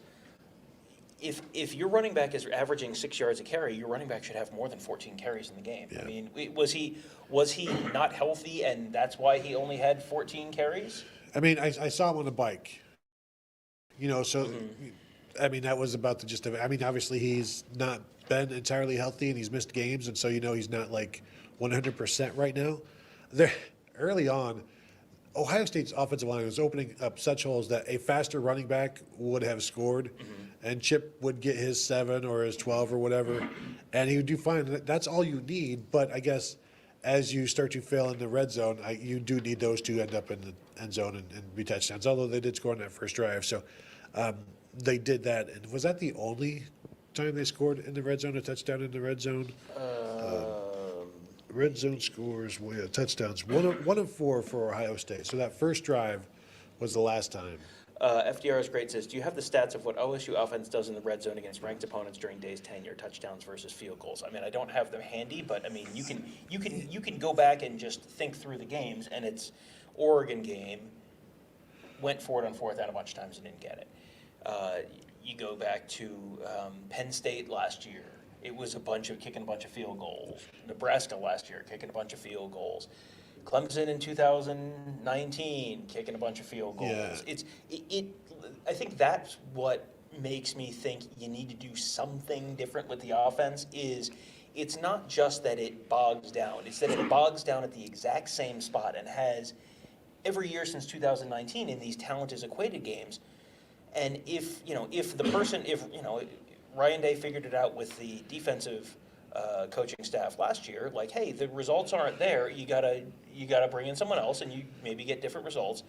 I think you have to think about making, Ryan Day, the head coach, needs to tell Ryan Day, the the play caller, hey, why don't you sit this one out, champ? We're going to bring someone else in and have another voice in the room. I don't have the right teams, but in 2021 they were 54 of 59 in the red zone, 38 touchdowns, 16 field goals for about 64.4%. 2020 they were 34 of 44, 28 touchdowns and 6 field goals. So overall they were about 63.6%. 2019 67 of 75, 59 touchdowns and 8 field goals. I think if you go to cfbstats.com, you might be able to sort those by also top 25 teams. Honestly, is that where you are now? No, I was going to write a story on red zone success that I never got around to. Oh, so you're citing Kevin Noon.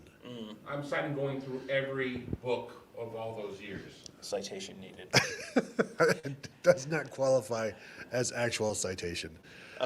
Yeah. It is, I think, to me, I mean, you were in the Kevin, or well, I guess you got to listen to the press conference. I was in there with Jim Harbaugh, and Jim Harbaugh was as human, like it's weird to say that, but you know what I mean when I'm saying that. Jim Harbaugh was as human and relatable as you have ever seen him in any context ever. Just relaxed, a guy who has all the answers, a guy who is feeling great about life, a guy who, all the happy warrior nonsense from earlier in the week is like, well, it worked, whatever it was. That's exactly what he was on Monday when we saw him. Just calm and obviously not getting into any of the the controversial stuff, but he was pretty chill. Yeah. And I guess he knew that they were going to throw a halfback option between the tackles. That was, well, we'll get to that one in a minute. eBuckeye91 says, where was the tempo? When OSU goes tempo, teams struggle defending them, especially Michigan. I mean, they ran some tempo. They ran quite a bit, but also you've got to do something on first down to continue that tempo. The halfback pass, that was something that apparently Josh Gaddis put in a year ago, and they were going to run it last year against Ohio State. And then Ohio State did something with their safety, moved the safety into the post or something like that. And so then they didn't run it last year. And that was a play that was drawn up for Blake Corum. And Harbaugh said, Cal Mullins was the one who they felt was the best one of anyone who could, the one who gave them the best chance to throw the ball. Was a linebacker 2 weeks ago. Yeah, said he had not had a lot of repping it in practice, but he felt he was the one who gave him the best option or the best opportunity. And you're watching that. I mentioned this earlier on the before we started the Buckeye Weekly portion of this show. This was like this incredible melange of all these classic Ohio State losses, where you had the fourth down jump pass to a tight end, which was like, 2007 Iowa, I remember this one. And, the score is 31-23 as a Michigan running back is running all over Ohio State. It's like 1995, I've seen this one. And Ohio State dominating the first half and screwing around and not putting the ball in the end zone. And that's like, 1996. Yes, of course. It's like this is, and at the end, giving up a couple late touchdowns on busted plays that were like, that wasn't the greatest effort I've ever seen in the history of the world. And it's like, 2018 Purdue. Well, certainly you won't keep Ohio State out of the playoff again this year, will you? Well, you could say that was 2021 Michigan as well. You because, could, yeah. And I haven't gone back and watched that game in a long time, but the same kind of give up was evident, I think, in both of those games. And didn't even mention the tight end dropping the crucial pass in the end zone, Tony. We're throwing it all the way back to 2005 Texas, y'all. It's like, man, they are playing all the hits today. Yeah, and they all rocketed to the top of the charts every single time. Number 6 with a bullet. Man. Yeah, it was, that was as surprised as I have been watching an Ohio State game in a long time, because it was not just the fact that they lost, but the way that they lost, that it was J.J. McCarthy, who has not demonstrated any ability to do that. Cornelius Johnson, who has been like an exceptionally average receiver for long chunks of the last couple of years. I didn't realize that was all the same person. Fletch Lives Daily says, good luck in the Rose Bowl. Ohio State may be seeing them Wolverines in the playoffs, Tom. Yeah, yeah. I mean, we'll see. We'll see. And you know, I didn't realize Clemson had lost until I mean, so Clemson. So the ACC's out. Let's make everyone mad and have a little college football playoff talk. Georgia wins. Yes. Right. Okay. So they're number one. Michigan's number two. Can we have an argument that Michigan should be number one right now? I think you could have that argument. Well, again, I mean, Georgia did not look great, and this was a 10-7 game in the third quarter. Yeah, And then they turned it on, and it's like, Yeah, oh. I think there's Michigan going on the road against number two. That's a better win than anything Georgia has. Yep. Playing without their Heisman contending running back. I mean, I think there's a very good argument for Michigan to be number one. But So you know, are you saying Ohio State, Michigan in the row in Phoenix, the Fiesta Bowl, the first round of the playoffs? would Michigan be happy with that or not? Heck no, they would not be happy with that. Well, I mean, are you Although, sure? yeah. I mean, are you sure? I mean, I'm think sure they- I'm sure they would rather play USC Or TCU in 2 or 3? TCU. Do they even yeah. want to be number one? Don't you want to be number two? Yeah, maybe. You don't want to be number four. No. But yeah, I think you've got Georgia, Michigan. Those are clearly your number two, your top two. TCU right now leading Iowa State 34-7. They're whomping them. And did Texas win yesterday? No, Kansas State. Kansas State and Kansas. So I think if Kansas, I think they play tonight, K-State and Kansas. If K-State wins, K-State goes to the Big 12 championship. I think K-State beats TCU. I think that might happen. But, you know, if TCU loses or if USC loses, either against Notre Dame, go ahead and paint your faces green, Buckeye fans. It is time to root for the Irish. And then just keep it there if they have to play Oregon. Just keep the face paint on all week long. I don't think USC gets through both of these. I'm not sure TCU gets through both of these. And then it's Ohio State versus Alabama for the last spot. And, you know, we've seen this, you know, this dance before. Yeah. But, I mean, I don't know that we don't know what Alabama's going to do against What did they do to Auburn? Auburn today. Beating them. It was like a 7-point It game. was close, and then they started opening it up. Yeah. I mean, I don't know that Alabama has any 35-14. Yeah, I don't know that Alabama has any super compelling wins. I mean, Ohio State with a win over, you know, for this to be relevant, it probably means Notre Dame beats USC, which then means Ohio State has a win over Notre Dame, who has a win over USC, who has a win over Clemson, who has a win over North Carolina. I mean, and I'm sure I haven't even looked. I'm sure the chat is literally just they don't deserve to be in. Well, yeah. I wrote that same thing. Here's the thing on the playoff. The same conversation we've had with the top 25, the same conversation we've had with the top 10. There are not top 10 teams this year based on the normal standard for what a top 10 team looks like. So they are contractually required to fill out the bracket. They can't just go 1, 2, 3, 4, 11. That's not how the poll works. Georgia goes straight through to the second round. Georgia's not get to be number 1 and number 4. I mean, maybe they can play number 1 and number 2, and they just have to play in Atlanta early, and then they leave a little gap, and they fly to Phoenix, and then they play later. What do you think? I think that makes more sense. But no, like they do have to take 4, and I wrote this at sometime in the third quarter when things were looking not great for Ohio State. I know there are already Ohio State fans who I wouldn't even take a playoff bid. I don't want to go to the playoffs. They don't deserve it. It's like, you know, who deserves it? Right. This is you lose one game. And what I did say to Mark before this show started was that the committee is going to see this and not because the question is, do they play themselves out of the playoffs? With the loss, they were still likely a pretty good chance to go in. But with a loss like this, with the score being what it was, do they play themselves out of it? Except the committee they don't just look at the score. And there will be advocates for Ohio State in terms of, well, this was you lost to the number 2 team, and it was an 8-point game in the fourth quarter, halfway through the fourth, midway through the fourth. So it's not like it was a 23-point game the entire way, or 22-point game. So there will be some advocates for Ohio State there. And I will remind people, Tom, Georgia lost to Alabama by 17 last year. Yep. Yeah, sure did. And yeah, I mean, everyone has these weeks where Georgia has looked bad the last couple weeks. Georgia has had almost no passing offense the last couple weeks, I say, as I look up and see Stetson Bennett throwing in one deep pass. It Yeah. looked like garbage against Georgia Tech for, it was like 7-3. I mean, it was horrible. Yeah. It was 13-10 in the third quarter. Mark Spaniola, why have a rematch? The loser of the game is a loser just the same. The horseshoe shine. Thanks for something nice. I mean, if Ryan Day would probably sell a kidney for another shot at Michigan in the playoffs, and RJ's. no, his own. And that was one of the things that Mark was saying right before we started this show was you have the opportunity to play them again now, because the last thing Ohio State wants is to go through another 12 months. We're gonna, when we're done with this, I'm gonna record the morning show, and I gotta look up how many days until November 25th or 27th or whatever it is next year, and it's like 364 days until the game.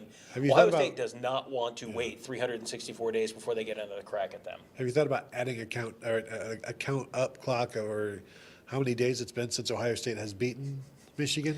I generally try not to directly antagonize our viewers and listeners, but because it's been a while, Tom. It has been a while, yes. Yeah, I was surprised at not only the margin of victory, but also the way it happened. They were talking to Michigan guys in the postgame afterwards, and I do want to hear about Ryan Day and what Ryan Day had to say, but talking to the Michigan guys in the postgame afterwards, like I said, Harbaugh was just very human and it was just like, wow, this is weird.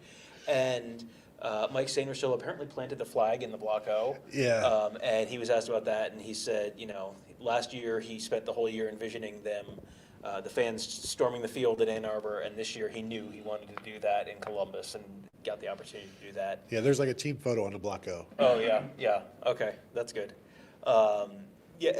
But just there was just a series of questions where it was just essentially last year people were talking about Ohio State being soft, and it was Mike Barrett essentially said we just kind of we physically handled them again. It was just kind of, it was very matter of fact, and and it's just a lot of questions about has the rivalry really swung now, and it does. It feels like not only last year was kind of like a break in the string. This year feels like now it's the pendulum is kind of swinging the other way, and we came into this game talking about how this was going to be one of the biggest games in terms of like the trajectory of the Ohio State football program, and then you have that, then it's like, oh boy, that's a concern. What did Ryan Day have to say after the game? Well, obviously, a bunch of disappointment, a bunch of mistakes made. The penalties were an issue. Leaving points on the board, they should have probably had more points than they did. And just coach stuff, and how do you come back from this? I don't know. You got to figure out what went wrong and then attack it. All of that stuff that you would expect. The more interesting stuff came from C.J. Stroud, honestly. But I want to. We'll get to that. But I first want to go back to the Michael Barrett thing about physically dominating or handling. I would just disagree with that. Again, let me. Well, hang on. We have those sound bites. I cut that clip. So let's play that soundbite right now. This is like a couple minutes. There were a couple questions in a row that were sort of interesting. So this will just be a couple minutes of post game from Michael Barrett and Mike Sainristil. Michael Barrett is the guy on the left. Mike Sainristil is the guy on the right. So we're going to play that for you right now. Last year, after you guys won, Ohio State's toughness was called into question. In fact, I think maybe some of you guys even called them soft. How tough did it feel like it was today, coming in, especially being on the road? Yeah. I mean, like you said, like you can feel when their will breaks, like when they haven't been used to getting hit or getting as physical as we came to play, and you can kind of just feel it kind of go out of them. I need a cough drop or something, but I need water. Some water.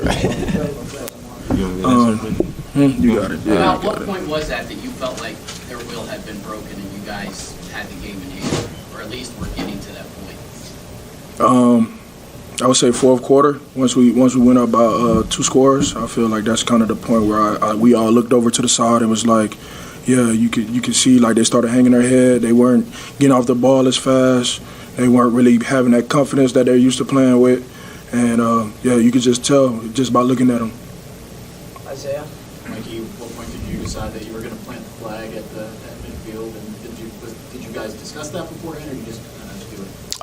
I was thinking about that since January. Just coming down here, having the opportunity to win this game at this stadium, first time since 2000. Just, even last year, the only thing I was thinking about was fans rushing the field. This year, I was thinking about playing the flag, and just speaking it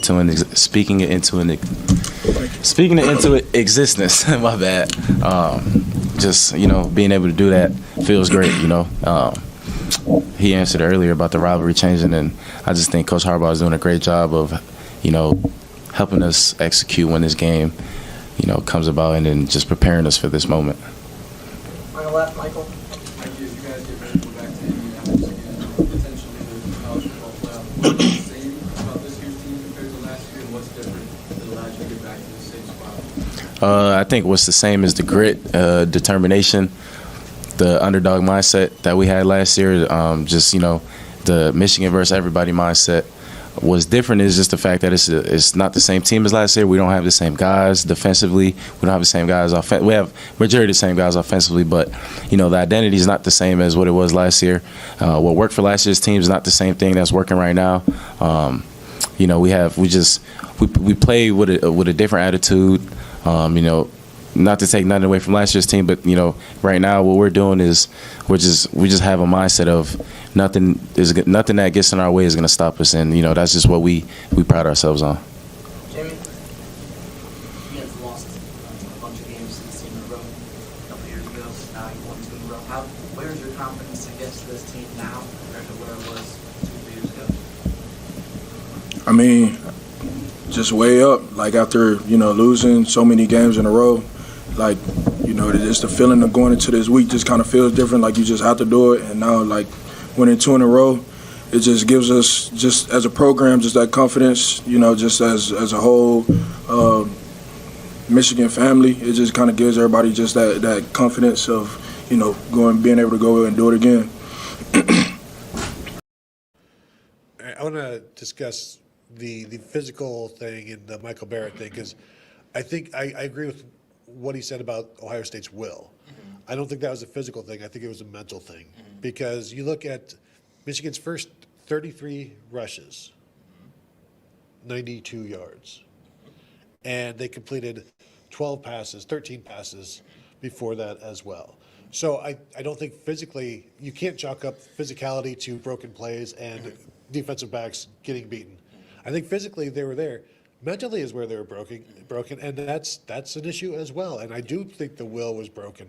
And it's 2 years in a row now, one being broken physically, one being broken mentally. I don't know which is worse, because I think maybe the mental thing is, and that probably maybe takes us into the C.J. Stroud discussion, because I think a team reflects their quarterback, and these are 2 very different quarterbacks in terms of composure, comportment, cockiness, I think is confidence. And not that C.J. Stroud isn't confident. J.J. McCarthy is just a different level of he is through and through. He is a Michigan quarterback.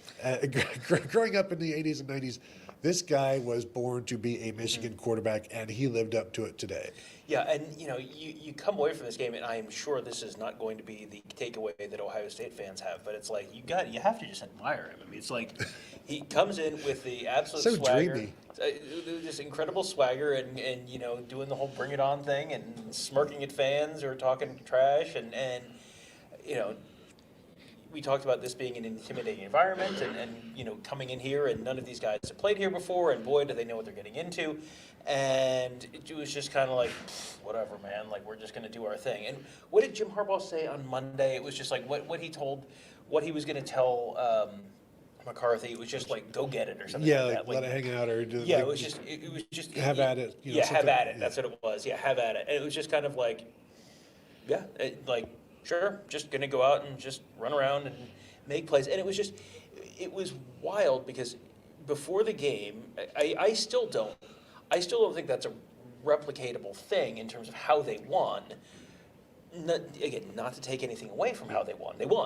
But it was a bunch of broken plays. It was a bunch of kind of running around and just sort of making ball plays. And it was just, I did not in a million years think that he would be able to do it. And then you come down here and do it, and now you're the guy who broke the streak. Yeah. They hadn't won in Columbus in 22 years, and he comes down, and for a start, boom, you got it. And now Ohio State has to go up to Ann Arbor next year and face J.J. McCarthy again. And J.J. McCarthy has the opportunity to become like one of the great villains in Ohio State football history. If you were It's been a while. Yeah, if you are the cocky quarterback who beats Ohio State, we saw the flag plant after the game. Man, remember when Baker Mayfield came in here and ticked off everyone because he planted the flag when Oklahoma came in here and won in 2017? J.J. McCarthy can be that and more for Michigan if he does this again next year. And the irony is that J.J. McCarthy desperately wanted to be a Buckeye, and Kyle McCord committed before him because that was the direction that Ryan Day wanted to go, and here we sit. Yeah, and that's certainly a driver, personally, for McCarthy. Though obviously he's just, What, did he even talk today? It was just Sainristil and Barrett and Harbaugh. It was McCarthy talked as well. Okay. Yep. Yeah, Did he have any I think Donovan Edwards got asked about not being recruited by Ohio State more than J.J. McCarthy did. But yeah, I mean he was recruited, but these are guys who Ohio State could have ended up with, and then they're the guys who come in and beat them. I mean that's got to be rough for Ohio State.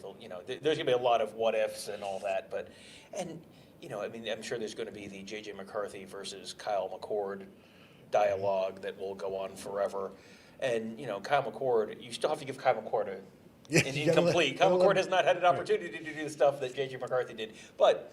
You go back to last season when we were watching Cade McNamara sort of just kind of farting around and being a very traditional Michigan quarterback, and you'll hear us talking about J.J. McCarthy, and J.J. McCarthy raises the ceiling of this team. If this was a Cade McNamara game tonight, I don't think they win. I don't think they win with Cade McNamara. J.J. McCarthy, they win comfortably. Yeah, and obviously Cade McNamara beat Ohio State last year, but Hassan Haskins beat Ohio State last year. Right.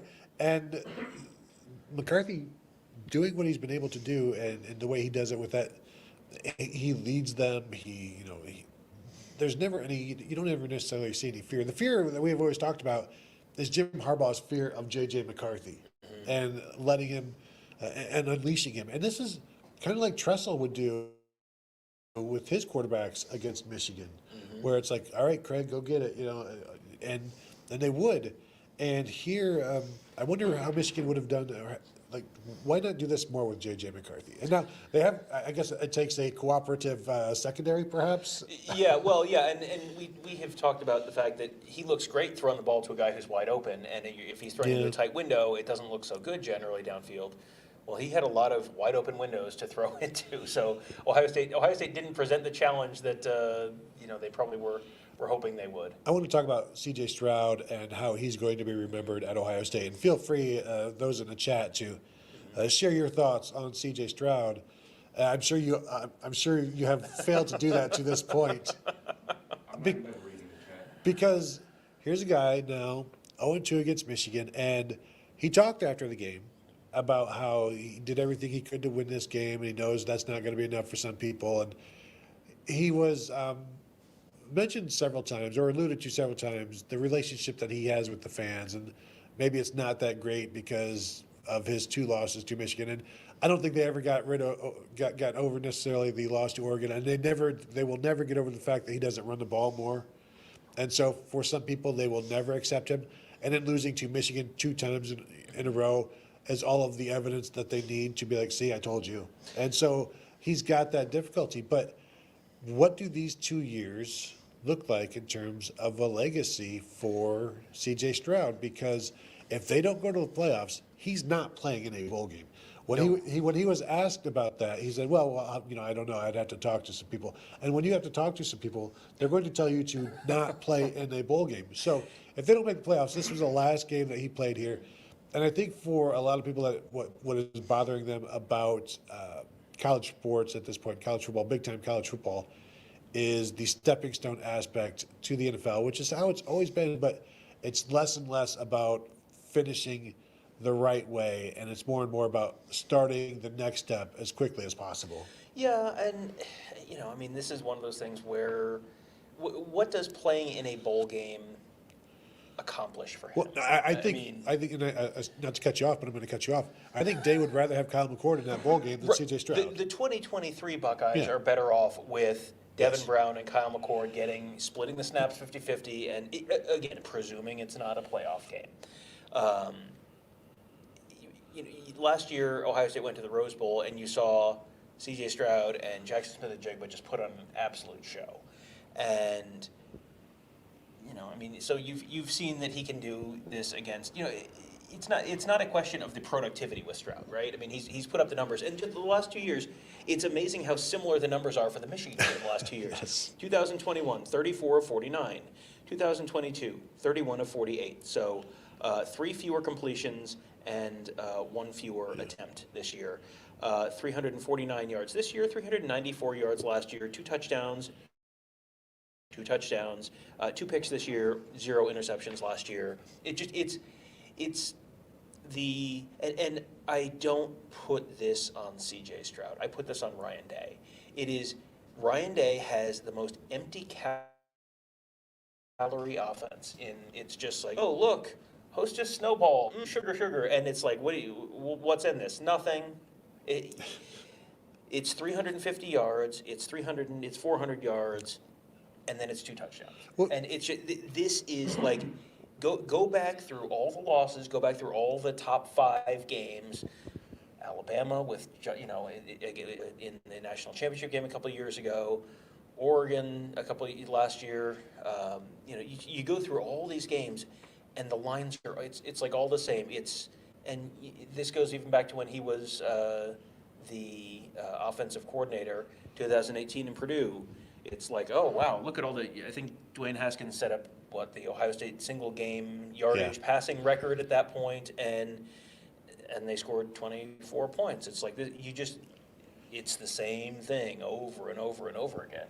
Remember the Trevor Lawrence, the second Clemson game? He threw for 400 yards, and it was the most empty 400 yards you had ever seen because they got held out of the end zone so often. And that continues to haunt Ohio State. And, you look at, we've already talked about it, the way they ran the ball. Like Brian Day has said, sometimes I abandon the run too much. There are other times where I'm pounding the rock, and sometimes I guess it's difficult to hit that happy medium against the better teams. And obviously, Tom, your numbers are going to be worse against the better teams, against the even matchups. So the red zone numbers should be lower. But, if you go back and look, should they be that much lower, and why are they that much lower? Is it mistakes you're making, or is it the stellar defenses that you're facing? Or is it the play calling where, did you really need to do that, or could you have stuck with this?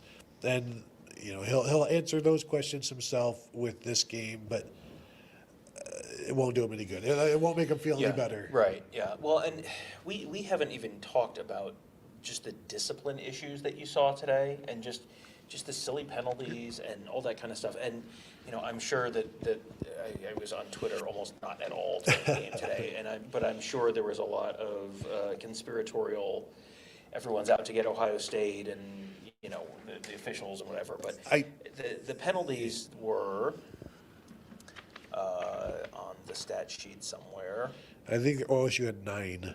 Yeah, 9 for 91. Michigan 5 for 31. 9 for 91, and if you wanted to boil this whole game down to one play that was not a Michigan receiver running wide open or Donovan Edwards running for 75 yards untouched. Is it G. Scott? It was G. Scott. G. Scott on the sideline, and they get the ball back, and they commit 2 penalties on one play on a, was it a punt return or kickoff, or what was So it? the punt return, they were at the plus 48, and then there were the 2 penalties.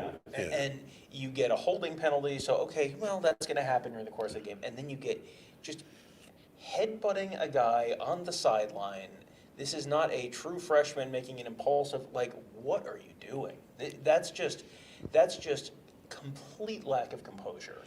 And that's, that takes you from 1st and 20, which is already not a great situation, to 1st and 35. And then what's the play call on first? Tony, I mean, you don't have a lot of great 1st and 35 play calls, but, Was it a toss right? Yeah, And then they went hurry up on that drive. Yeah. And it almost worked.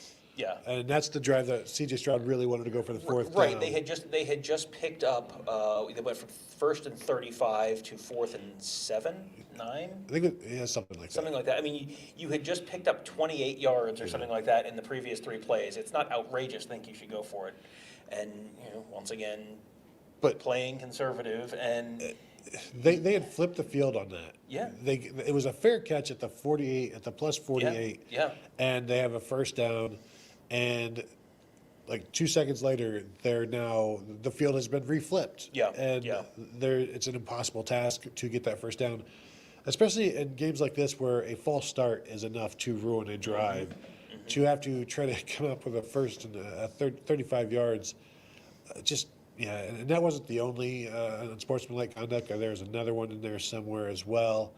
A lot of mistakes by guys who shouldn't have been making them, experienced guys, and that goes for Ronnie Hickman being flagged for personal foul or the pass interference on a throw that was uncatchable. Yes, yeah, and that I mean. But when you defend it like that, right? Yeah, they're going to give the benefit of the doubt to the receiver, which you should. But how many times have we seen that this year with just we got a super chat there, but we've seen that so many times this year. Yeah, Big Nick 75-13. Maybe they should have run more flat routes. It's not like those have failed and completely destroyed the offense's momentum all season long. Well, I mean, some of the screens to the receivers were actually working in this one, but there are a lot of long throws that were close to being intercepted, like long throws to the sidelines. Mm-hmm. And I know Day loves that stuff, but man, I think some more runs between the hashes would maybe accomplish some of that stuff that he wants to. Like those long throws to the sideline are part of the run game. You know what else should be part of the run game? The run game. Well, and there was a point where, and I don't remember which play this was, but it was like a 3rd and 3. They're kind of close to midfield, and they run like a stretch play with Chip Trainum. Like, you know who your fast backs are and your big backs, right? Like, you want to run Dallin Hayden outside. Like, yeah, sure, okay. And I know you can't just have Mr. Inside and Mr. Outside like Army in the 40s, but you don't. I mean, you can have. Are we going to give it to Chip Trainum up the middle, or are we going to throw a play action pass? Like that can be the mystery. That is, you running a stretch play with a back who is a big back, not the fastest one, and also who is. Who has been a running back and had all of 1 carry before today. Like, there were a few just real head scratchers. Well, another one is starting Enoch Vamahi at right guard, and then one series later it's Josh Fryer's job, and Vamahi didn't have a good series, and then I assume Fryer got plenty of time in practice at right guard, but that was another one where it's just kind of bizarre that you start Vamahi and then you turn to Fryer, and Fryer plays basically the bulk of the game. Tom, do you know how many times, Michigan's success rate in the red zone? They kicked 1 field goal. I don't remember how far out that was, but I'm going to guess their touchdown rate was. Did they score at all in the red zone? They had the 1 touchdown, right? Was it 1 touchdown in like 2 attempts? Just 1 in 1 attempt. They're in the red zone 1 time. And Tom, do you know Ohio State's red zone success rate? Was it? I'm trying to think. They scored 1 touchdown. Their first one. They scored their first one. Were they like 1 for 4? They were 1 for 4. Is that good? It's not great. They were actually 2 for 4 on touchdowns. Okay. I think they're.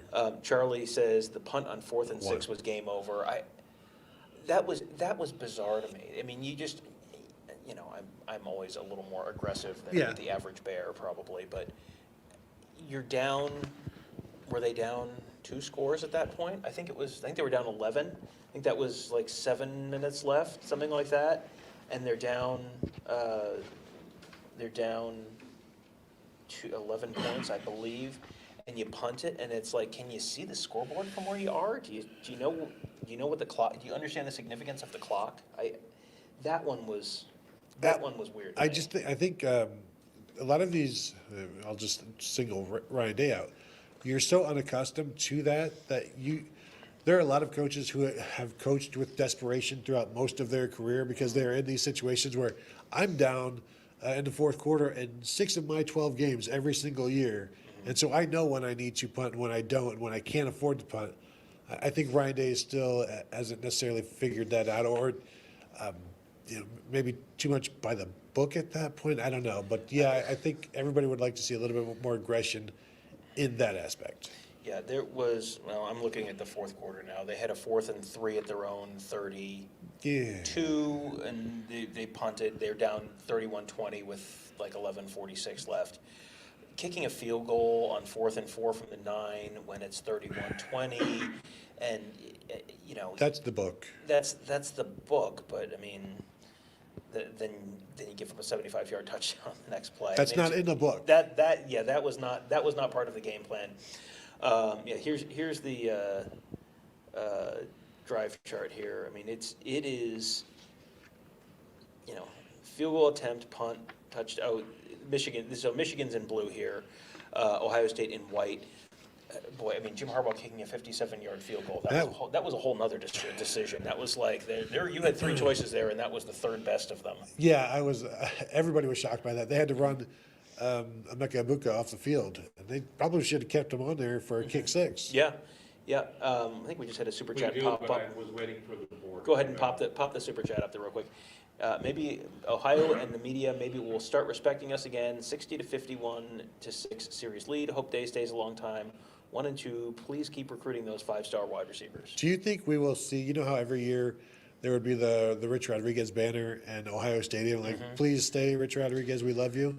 Well, I remember going to the 1999 Michigan game up in Ann Arbor, and they introduced the Ohio State team and all the players. They put them on the scoreboard, whatever, and they boo, boo, boo, and then they announce and head coach John Cooper, and the whole stadium cheers, and it was like, oh, and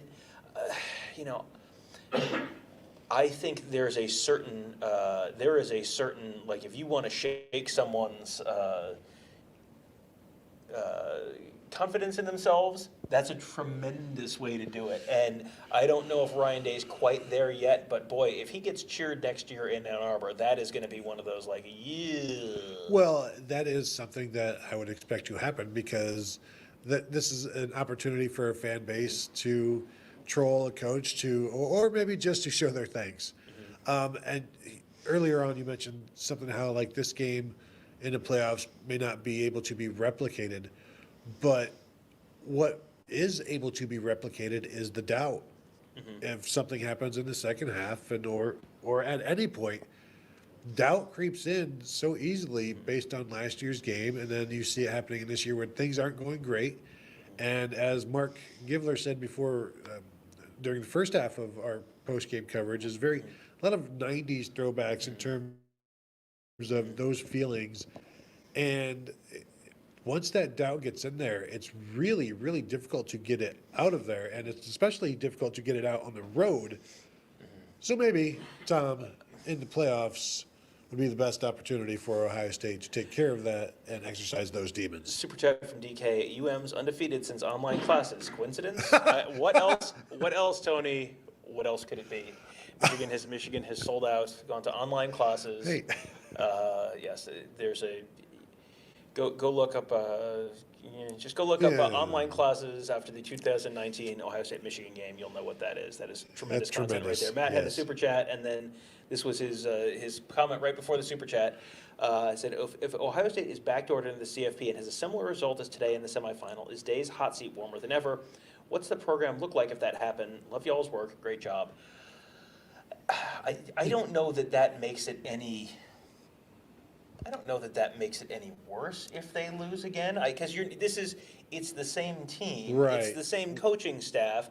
It almost feels like that's just a second swing at the pinata, right? It would be, you excuse it away, like, well, of course, they would lose again. I mean, Michigan beat them in their own stadium. Why would you expect a different result, even though everybody, well, I don't know, I can't say everybody would be expecting a different result. Like, I don't even know how many Ohio State fans would be expecting a different results. And why should we expect a different result? I think I think that we started the show by talking about that. Yeah, I mean, I don't know that you necessarily expect a different result. I think next year, you're going to have to come up with something different. Now, last year, I will tell you that I went into the national championship game saying, well, I just watched Alabama whomp Georgia, and I don't have any reason to suspect that anything significantly different, and it's Nick Saban and but then you saw what happened in the national championship game. You saw that with Alabama and LSU in 2011. LSU beats Alabama 9-6. It's a close, low-scoring game. And then they get to the national championship game, and Alabama just strangles the life out of them. I mean, LSU they could still be playing that game, and LSU wouldn't have gotten them across midfield. That was the second time you play.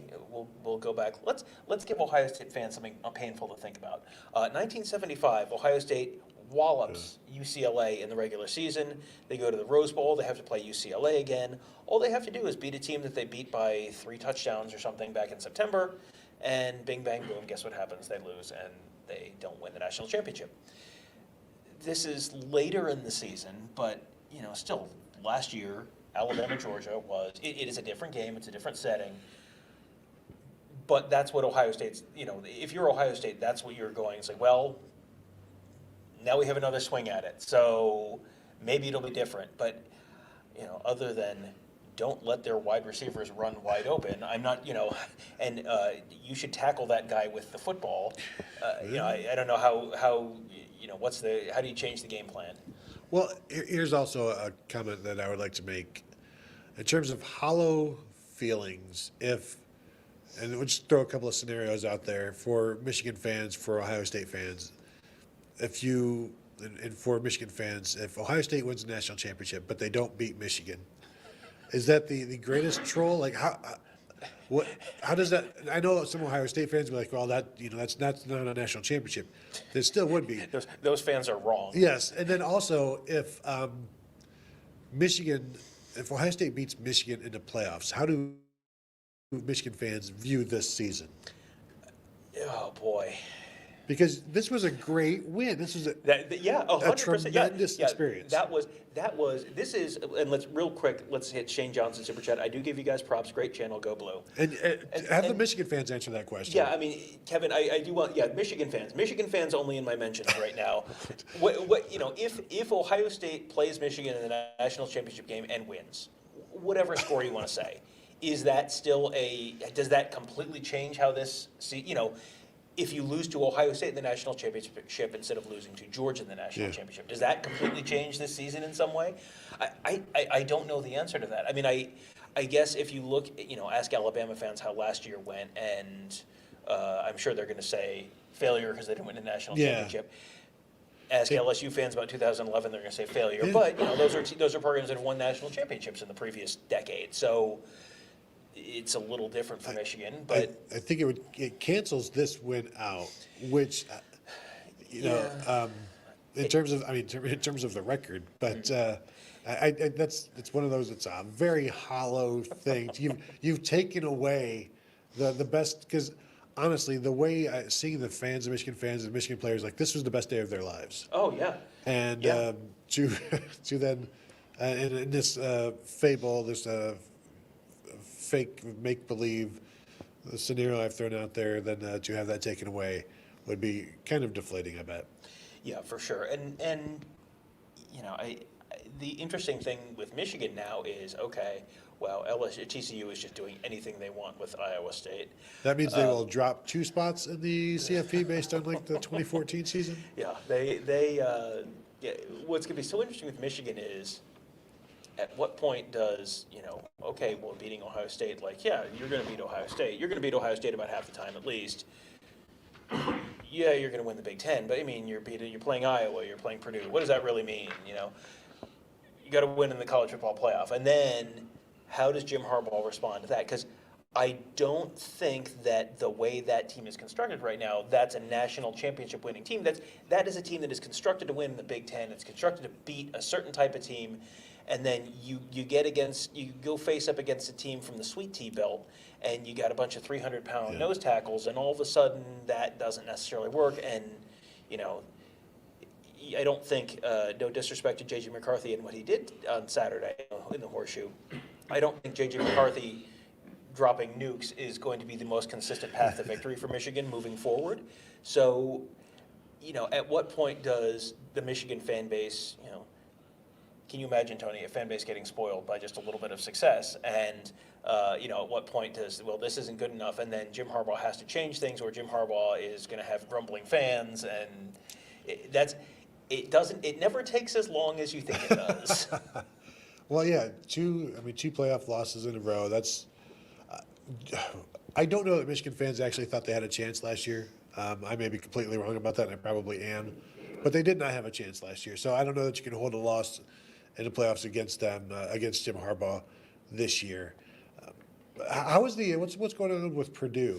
Yeah, Mike Fort just asked that very same question, and last I saw they were up 17-10 on Indiana.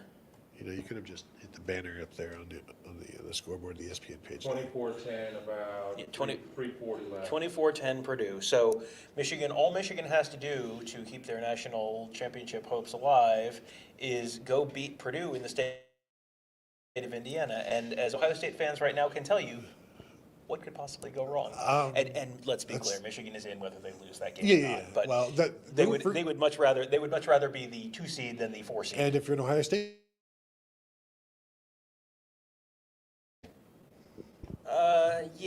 Maybe. Well, I mean, they need 14. Everyone else has just sort of abdicated their spot in the top 5. So is that Clemson being out now, and Michigan will drop from 2 to 3. Michigan will drop from 2 to 3, and then play. So good news, Buckeye fans. You don't have to root for Michigan in that game. It will be interesting though, because Purdue can throw the ball, and I'm still not sure if Michigan can defend the pass, even though. I mean, this was a year when. They did not. This was not the Aiden Hutchinson, David Ajabo year. This was not the it's windy and snowy year. This was perfect conditions. The pocket was there, and Ohio State just didn't do it. Well, and I wonder how often they were just dropping 7, 8, because there were times where there was a lot of time to throw, and there was nobody to throw to. Yeah, I got the sense that was like most snaps. Almost just. I saw a ton of 2 deep safeties. I mean, just keep everything in front of you. Don't let Ohio State take the top off the defense. Explains why they were also able to run the ball. Well, yeah, which then run it more. Yeah, really. Yeah, I'm not a football coach, but I did stay at Radisson. Yeah, I do. C.J. Stroud now. Tom, I know you love Mount Rushmore, so I'm not going to do Mount Rushmores. But where does C.J. Stroud now rank among Ohio State quarterbacks? Because I think Justin Fields is number 1 for me. Troy Smith is somewhere 2 or 3. Dwayne Haskins is 2 or 3. Yeah. What are your criteria? Did you beat Michigan, and were you great? Well, then obviously, if you have to beat Michigan, and he's got a big old But- goose egg. Yeah. But all of the other greats have beaten Michigan. Right. Yeah. And I think Terrell Pryor is 3-0 against them, and I'm not putting him in the top 4. It would be really difficult to put somebody who's 0-2 all that high, despite all the other accolades and getting fat on lesser opponents. Yeah, he lost the Heisman today too. Like he could have won it. Yeah. But that's not how it turned out. So now the Heisman is So Caleb. to go to New York? Caleb Williams, probably. Well, I mean, either you don't need Caleb to. Williams or I don't know, Stetson Bennett. It's like everyone is Stinky choosing to just like Well, hard pass. Let's see what the games happen next week, and it's a 1 week playoff. Anybody can win the Heisman as long as you're playing in a conference championship game. Yeah, Maybe the backup quarterback from Notre Dame. What's his name again? No? Okay, all right. Drew Pine. Drew Pine. All right, that's fine. Well, I mean, he does play. He does play a.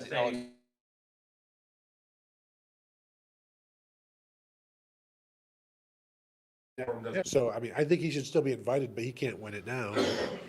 Donovan Edwards?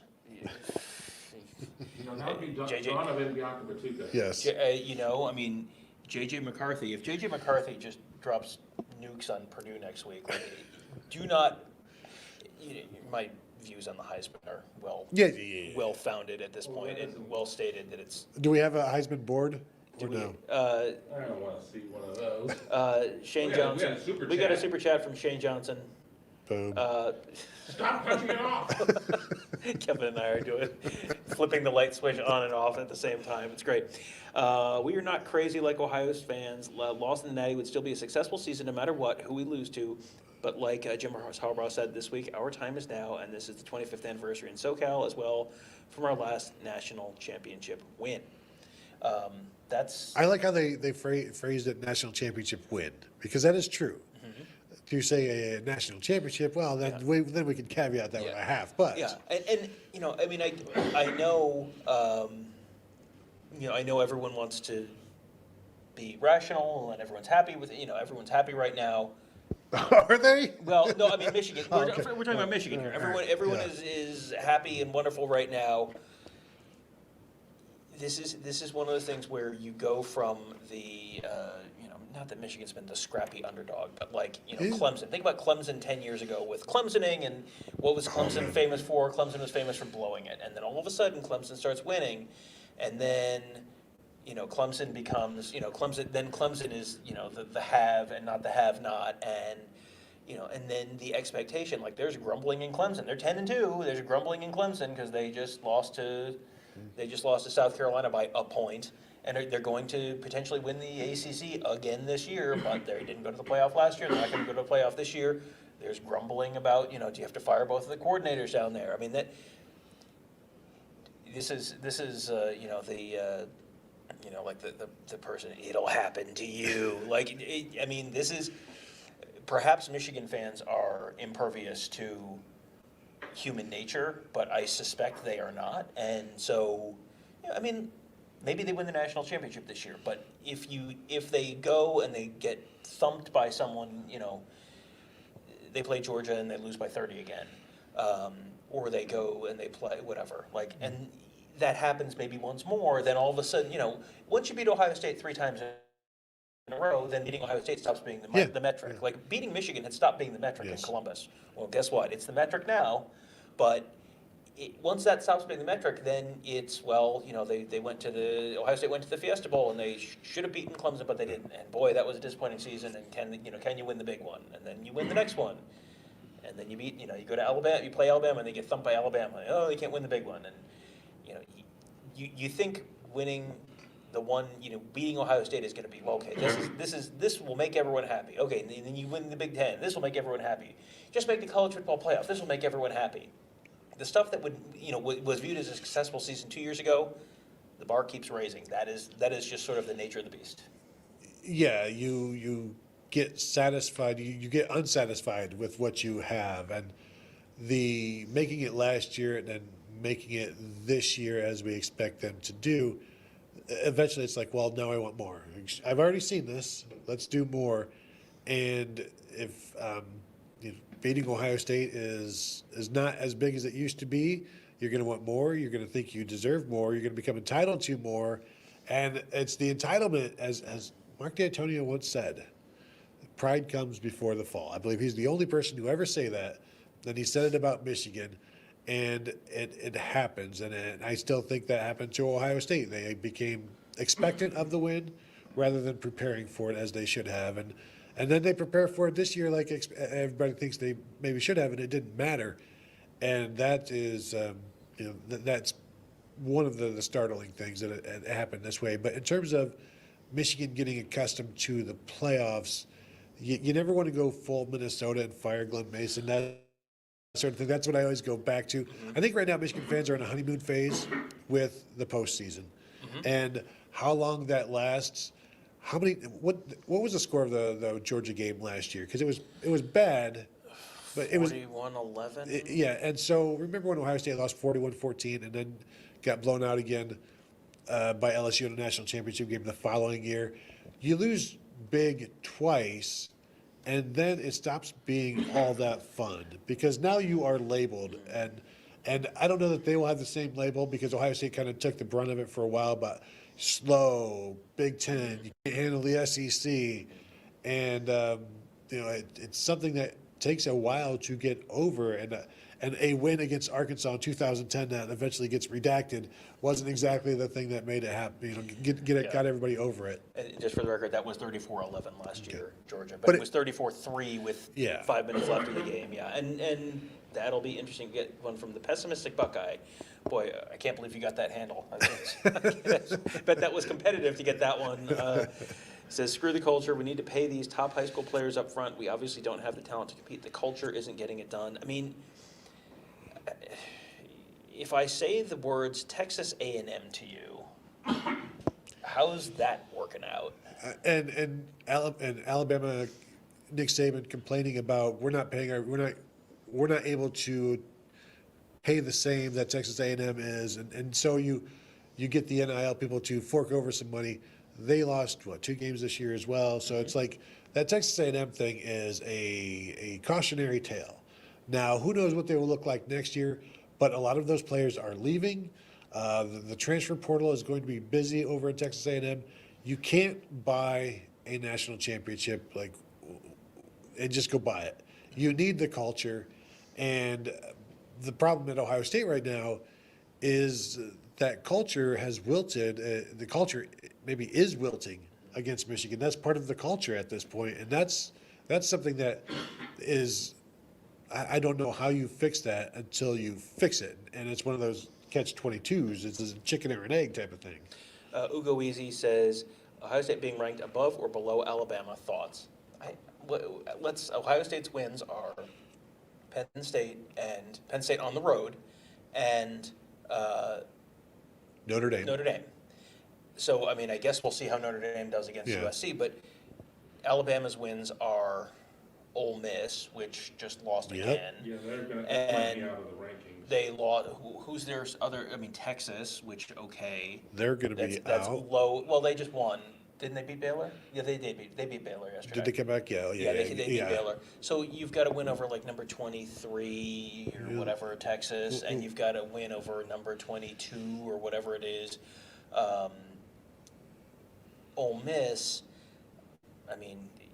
And 2 losses. Yeah, and 2 losses. Yeah. I don't know what the argument. It's like, they were, and so many closer games where lucky to get out alive from Texas A&M.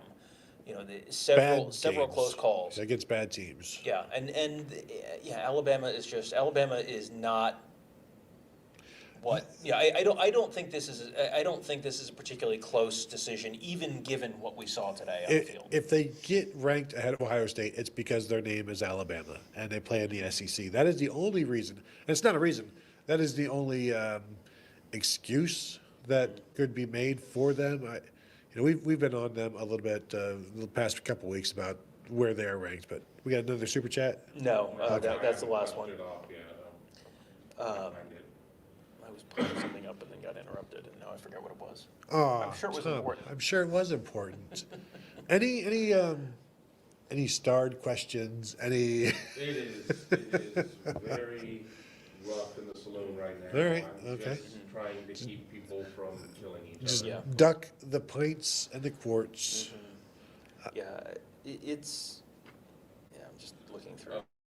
A lot of people who saying that not only does Ohio State, not deserve to go to the playoffs, but even I don't want them to go to the playoffs, and that's coming from Ohio State fans. No, I know there are plenty of Ohio State fans that don't want them to go to the playoffs, but there are also fans who are like, when things aren't going well during a game, and they're like, they don't even deserve to win this. Deserve has nothing to do with this. Yeah, and there was a point in the second half where Ohio State, it was probably right after the G. Scott penalty, where it was like, oh, they do not deserve to win this game. They still very well could have won the game. Are they giving the win back? Yeah, no, yeah. I mean, Ohio State has lost games they didn't deserve to Yeah. lose. Ohio State did not deserve to lose the 2019 Fiesta Bowl, but I think the loss there- counts all the same. I think there is a legitimate question as to what would be better for next year's team, to go to the Rose Bowl or to play in the playoffs. But you aren't worried about next year's team Right. while this year's season is still going on, while there is still a postseason that could lead to a national championship. Right. If you're talking about the Rose Bowl, a bowl game, not playoffs, I'm sure Ryan Day would be like, CJ, congrats, good luck in your future endeavors, and because Good night and good luck. yeah, and then let's ride with Kyle McCord, let's ride with Devin Brown, see what we have. The pessimistic Buckeye said, knew the game was over midway through the third quarter. Second year in a row, we got dominated on the line of scrimmage. I don't think they were dominated on the line of scrimmage. I don't- yeah, Again, yeah. Michigan averaged 3 yards a carry. At that point, Ohio State was averaging 6 or 7 yards a carry. So that narrative that people are going to stick with is wrong, and it's an easy grasp, and based on last year. And this was a different, same score, different kind of game than last year. And again, Ohio State, I was watching this all the way up until like the late in the fourth quarter time, where we talk about the team that averages more yards per carry wins the game. And Ohio State, for the longest time, it was like, well, this is going to be interesting because Michigan is looking like they're going to win, and Ohio State is averaging 2 or 3 yards per carry more. And then, as I was telling Mark, like, you could see Ohio State's going down and Michigan is rising up. And that was before the 170 yards from Donovan Edwards, but that obviously took them way over the top. But Ohio State was out rushing Michigan until, again, those two final plays. And in fact, until that final play, perhaps almost. No, not, no. And Close. Ohio State in the second half of the last two games against Michigan has given up 28 and 28 points. 28-14 last year, 28-3 this year. That's, Oof. I mean, is that a strength and conditioning issue? Is that a mental issue? Is that a halftime adjustments issue? I mean, Michigan has been so good in the second half, and that was something that we heard Michigan players talking about a lot. Was, Mike Sainer still said, like, I never really believed we were a second half team. Like, the coaches told them, like, in the locker room, that, as they were walking out the door, it was like 1, 2, 3, second half team. And he said, I never really believed it, but yeah, we are a second half team. And that's, that is, I've always felt like that's a little bit of attitude where, yes. Remember the Miami Hurricanes holding up 4 fingers because we owned the fourth quarter? That's how that is a mentality. Yep. TCU is trying to undo the 2014 Big Ten championship game by beating Iowa State by 9,000. Leave no doubt. How many times does Ohio State have to play meaningful football in the fourth quarter? I mean, Well, that's what I was saying earlier. They're not accustomed to that. Ryan Day's not accustomed to that. Many other coaches with 500 records, that's what they do for a living. And that's not necessarily what Ohio State does for a living. That's not necessarily what Michigan does for a living. But again, last year was a physical beatdown. This year, it was more of a mental beatdown. Super chat from Uptown Daniel. All Ryan Day, not on CJ, not on Knowles, all Ryan, because it changed the way we were running and stupid play calls. And the D finally gave up afterwards because they said, no point. Ryan, call Urban. I think the defense was giving up plays long before the game was over. Yes. Yeah. Oh, yeah. Yeah. I mean, it was the defense.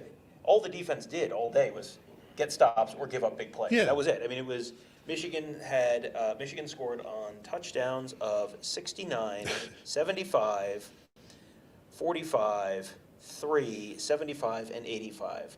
I'm just going to, I'll add those all up right now. Can't just do it in your head. I don't want to brag, but I have a calculator on my phone. Oh. I know I don't know if you can reach your calculator watch. Yeah.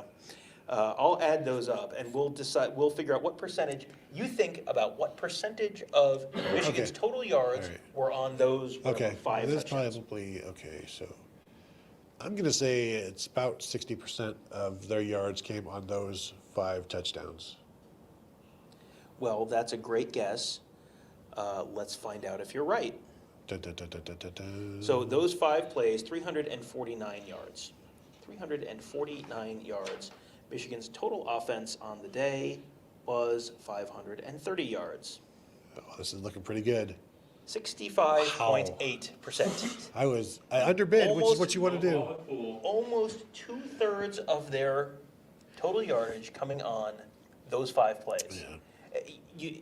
I mean, this is the biggest cope thing that you'll see on a message board. You take those 5 plays out, Tony. That's the Greg Schiano defense where we're talking with Michael Bennett. Well, if you take the 75-yarder away from Anthony McFarland, then you take the 85-yarder away from Anthony McFarland, and then you take the 92-yarder away, that's just 3 plays. And other than that, they didn't do anything. And those 5 plays, they still count. And like Jim Knowles said, he bakes those into his defense, but not when they go for touchdowns, because there's no way to undo that. There's no way to get a stop on first down, like a 3-yard loss on a run blitz on first down after a touchdown. And so that's where the plan has holes, and that was just a complete letdown by the secondary. Brian Laguerre just says, told y'all. Oh, well, a lot of people said that this was going to happen. I don't recall any of them saying it to us. Yeah, there was one guy at one point who said, and I don't remember if it was Brian or someone else who said, this is, and then miraculously J.J. McCarthy is going to be able to throw touchdowns down the field. And it's like, yeah, maybe, sure, but let's stay realistic. Even in the post game, it was just kind of like, well, we knew we were going to be able to do it at some point. Like, okay, sure. They admit it as well. Yeah, they didn't. We can't be bad forever. Yeah, exactly. So, eventually, something has to click. And the thing is, when they're running that wide open, he made some really nice throws down the field and hit guys right in the hands. And so, again, credit to him. Can't say enough good things about him, other than, again, only completed 50% of his passes. That tells you, it shouldn't have been that easy, and it was way, way too easy. I'm just kind of scrolling through here. A lot of arguing. Is that right? Yeah. Is it healthy to continue the show? No, I told people we'll go until 7. All right. DK wants to know, can we retire BIA until it's earned back? I have long been a fan of Nebraska, just like, what if you just sit out the black shirts thing for a while? Well, Silver Bullets was gone for a very long time. Yeah. Maybe it's blurst in America. Yeah. Rick Van Buskirk says, this game was set up for Michigan. I don't know that I feel that way at all. It feels, no Blake Corum. Ohio State is playing at home. The weather's perfect. There's, you've got, no Blake Corum, no Mayan Williams, no Jackson Smith-Njigba, no. There's a lot of no's. There were a lot of no's, but Ohio State wasn't materially worse off because of injuries. It's November in college football, everyone's hurt. We said that this was about as healthy as they could hope to be at this point, based on the injuries they had gone through. So I think it wasn't like a rope-a-dope or anything like that. It's like, Blake Corum could have played. We just decided not to. They called some tremendous plays and caught Ohio State napping, looking into the backfield. J.J. McCarthy's ability to extend plays hurt Ohio State, and it's something that has hurt Ohio State this year, but he made them really, really pay for it. Yeah, no doubt. The pessimistic Buckeye says we're paying Jim Knowles $2 million a year to beat Michigan, only $1.9 million. Cut his pay. That's not how contracts work. That is not, in fact, how contracts work. He won't get his bonus for beating Michigan. Isn't that enough? Yeah, the defense has been so much better this year. But then you have that kind of performance. Yeah. And it's just, you look at, oh boy, Iowa State just threw a pick 6. TCU really might get to 100. TCU really might get to 100 points. The defense is so much better, but then you have this kind of game. And you look back at the 2020 season, and people I think at the end of the 2020 season, I was more than willing to sort of hand wave and just go, look, it was a weird season. Yep. You got to give Kerry Combs another, let Kerry Combs run it back and see, and then, very, very quickly in 2020 when it was apparent, it was like, it wasn't just COVID. There were other issues at play here. I feel like you have to give Jim Knowles another year because it's been so much better by and large, and I don't know that that's all on him. I feel like they probably came in figuring, well, you have to make J.J. McCarthy beat you. Yep. That's what we said you got to do. Well, they made J.J. McCarthy beat them. Now, what did J.J. McCarthy do? Well, he beat them. Yep. But it feels like you have to sort of, I feel like you have to give him another year to sort of continue to work things out and continue to put things in and all that kind of stuff. Did you get a chance to? Knowles talked, right? Yeah, he did. No, he took all of the blame for it, and a lot of busts, and that's on him. And Michigan didn't really do anything differently than they were expecting. And just, he was asked if he had to be as aggressive, and it's all coach speak. You call what you have, and you do what you've been preparing and what you've been practicing. I don't think they needed to be as aggressive with Blake Corum out.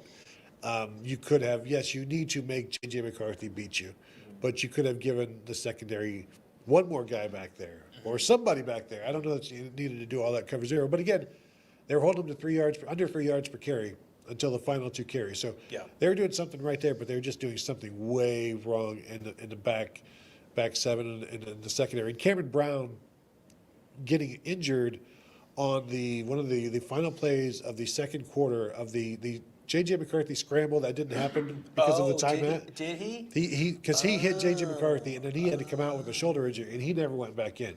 So he got hurt on a play that never happened. Yeah. And they missed him, and J.K. Johnson came in for him for the rest of the game. And they just can't keep anybody healthy back there. And I don't know that J.K. Johnson gave anything up, but he very well may have been the guy that gave up the Lathan Ransom thing. You don't know just from first glance. But the secondary as a whole, it's a hole. And it looked a lot like past secondaries under Matt Barnes and Kerry Combs, and that's a concerning thing.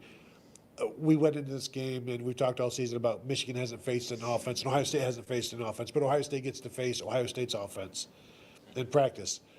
This was a defense that has not faced a passing game at any point during the season, and they had been getting exposed and paying for it throughout the season. I mean, look back to the Notre Dame game. I mean, this was 5 or 6 times worse than that. And the quarterback play, J.J. McCarthy should not have been able to do this, but he went in thinking, I'm going to do this, and they let him, and he did. Yeah, that was genuinely surprising to me. From Fort Wayne Buckeye, if y'all still want to go to Indy next weekend, I'll buy at Harry and Izzy's as long as Todd orders a steak medium. Then we can just grab beers somewhere during the game with no stress or work to be done. Can you watch football without working? I didn't know that was a thing you could do. I know. And do what? Now, I will say, the last time we had steak, I had a medium. I went medium, and so did you all. So I went medium rare. Yeah, but I went medium because you never know what you're going to get at a budget eat place. That's typical Ohio State. Just excuses afterwards. Typical. I had a 6 minutes. We still have to do the morning show. Don't forget. 6 minutes. Oh wow. Any questions? I'm just kidding. I know there are. No, we were joking that Harbaugh gets a bonus, so does Mel Tucker, but he gets to keep all of it. Boy, let's unite the Ohio State and Michigan fan bases, and boy, the Mel Tucker experience. You want to talk about program culture? Like, I'm making $95 million, and I'm going to keep all of the bonus that's supposed to get spread among everyone. I mean, it says Mel Tucker on the check. Oh boy. Mel Tucker and friends. I have no friends. I believe that. It starts with an N, it starts with an M and ends with a UCKER. That's what everyone on his staff calls him. Mel Tucker. I mean, how long do people want you to stay working for him?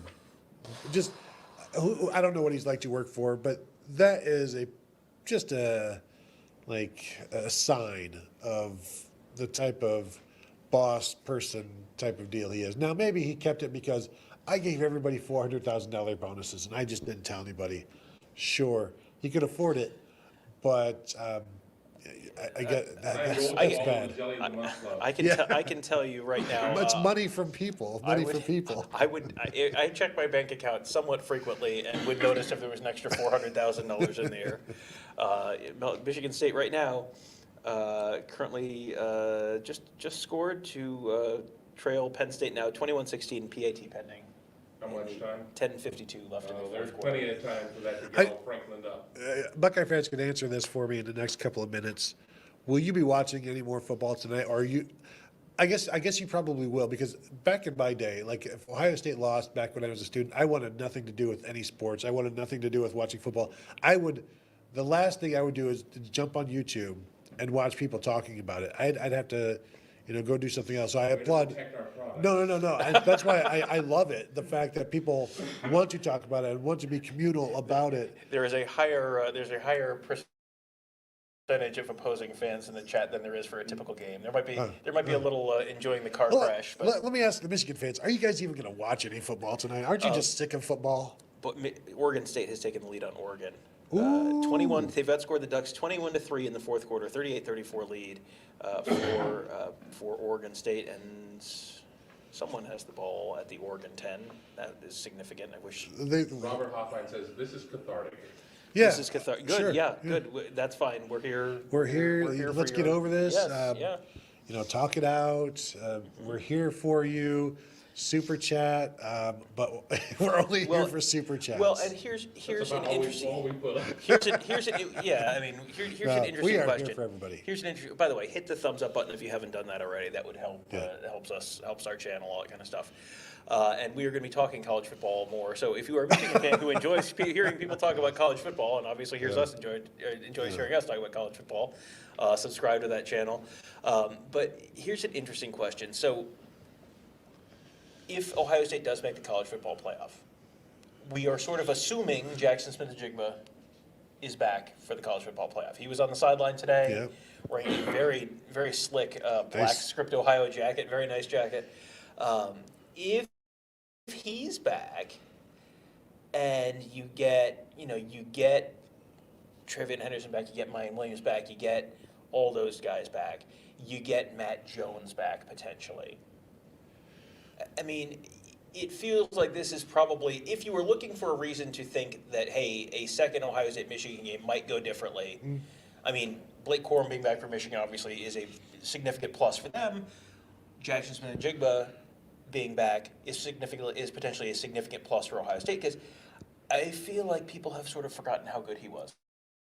Like coming out of last year, it's like, go rewatch the Rose Bowl. Like, that guy is a mutant. And Ohio State, a lot of safety, just constantly a safety over Marvin Harrison. Yep. And especially, if it was Marvin Harrison and Michael Booker, 100% of the time there was a safety over those guys. If you've got Jackson Smith-Njigba on the other side of the field, that maybe opens some different stuff up. That let's leave people with something to feel good about. Yeah, sure. If you're an Ohio State fan right now, looking at the playoff and thinking, what, this team doesn't deserve to be in. Why would I possibly think? That feels like that's something to feel optimistic about. Also, Iowa State comeback right now, cut it to 55-13, PAT pending. How much time? Doesn't matter. Still anyone's game, Tony. 8 quarters. More than 0 seconds. In Ohio State, obviously, there is a benefit to not playing in a conference championship game. So there is that as well. You've got an extra week to get healthy. You would have like 4 total weeks to 5 weeks actually. We didn't even touch on that. They're going to need some recruiting time to make up for. Let's not talk about it, Tom. We wanted to leave everybody on a high note. Well, Uptown Daniel with his super chat is not going to do a very good job with that. He says, more embarrassing than losing to Purdue or Iowa with a 2-loss season. I don't think that's true. This is people are mad, and I think this is the worst loss in history, and we don't want to be in the playoffs, and like everyone's up in their feelings, and it's fine. Like that's great. We are glad that you are all emotionally invested in things. There's our producer. He's in Florida, so you can't get to him. Don't kill Kevin. There's someone else doing this. I didn't do it. But that is J.J. McCarthy, and I told this story earlier. This is J.J. McCarthy coming up the tunnel before the game. He was at the bottom of the tunnel, sort of egging on Ohio State fans up in the south stands, waving at them like, come on, bring it on, and smirking at him and laughing at him. And then I ran up the tunnel to get the team walking up the tunnel, just to get different angles of guys. And that's J.J. McCarthy, that smile right there. there is a person, he's not really smiling at me, he's smiling at the guy who's behind me, yelling at him, JJ, wipe that smirk off your face. And he did not wipe that smirk off his face. And Does not listen. he was smiling about like that in the post game. That smile survived the whole day. Contrast that with the John O'Corn face in the post game. Yeah, I mean, you go through some of the Shea previous, Patterson. Yeah, oh yeah. I mean, I have a photo of Shea Patterson walking off the field in 2018 where he looks shell shocked, and he, that was a game that was very much the flip of this, where Michigan came in and it was like revenge tour, and they'd spent the whole year, and we're gonna, they had taken care of all their business that year. They came into Columbus. Ohio State had looked like crap against Maryland the week before, just like Michigan looked like crap against Illinois the week before, and you came in and there was an expectation that, boy, Michigan's gonna right the wrongs, and this is good, and then they just get boat raced, give up 62 points. This was a lower scoring. Michigan doesn't boat race. Michigan doesn't score 60 on anyone other than Hawaii or UConn or whatever. Rutgers. But I mean, they got whomped, and it was, I think, as shocking to Ohio State, as shocking as it was to Michigan in 2018. I think it was just that shocking or more to Ohio State today. Yeah, definitely shocking. I would say that to say it's embarrassing or whatever, that's for fans to say this is wins, and because they came so easily before, and I promise you, as you know now, they're anybody's wins and they're not necessarily yours. But I think that will then do it for us. I want to thank you all, whether Ohio State fans, whether Michigan fans, all of the UCLA fans and USC fans that I'm sure have been watching as well. UAB. All of you. Thank you for super chats. Thank you for the regular chats and the camaraderie in the chat. We appreciate that. That will do it for us here. Check us out at BuckeyeHuddle.com. Become a member. If you're here, why not go there? And then also, as you know, find us at YouTube.com/BuckeyeHuddle. Thank you all for joining us, and we will talk to you guys later.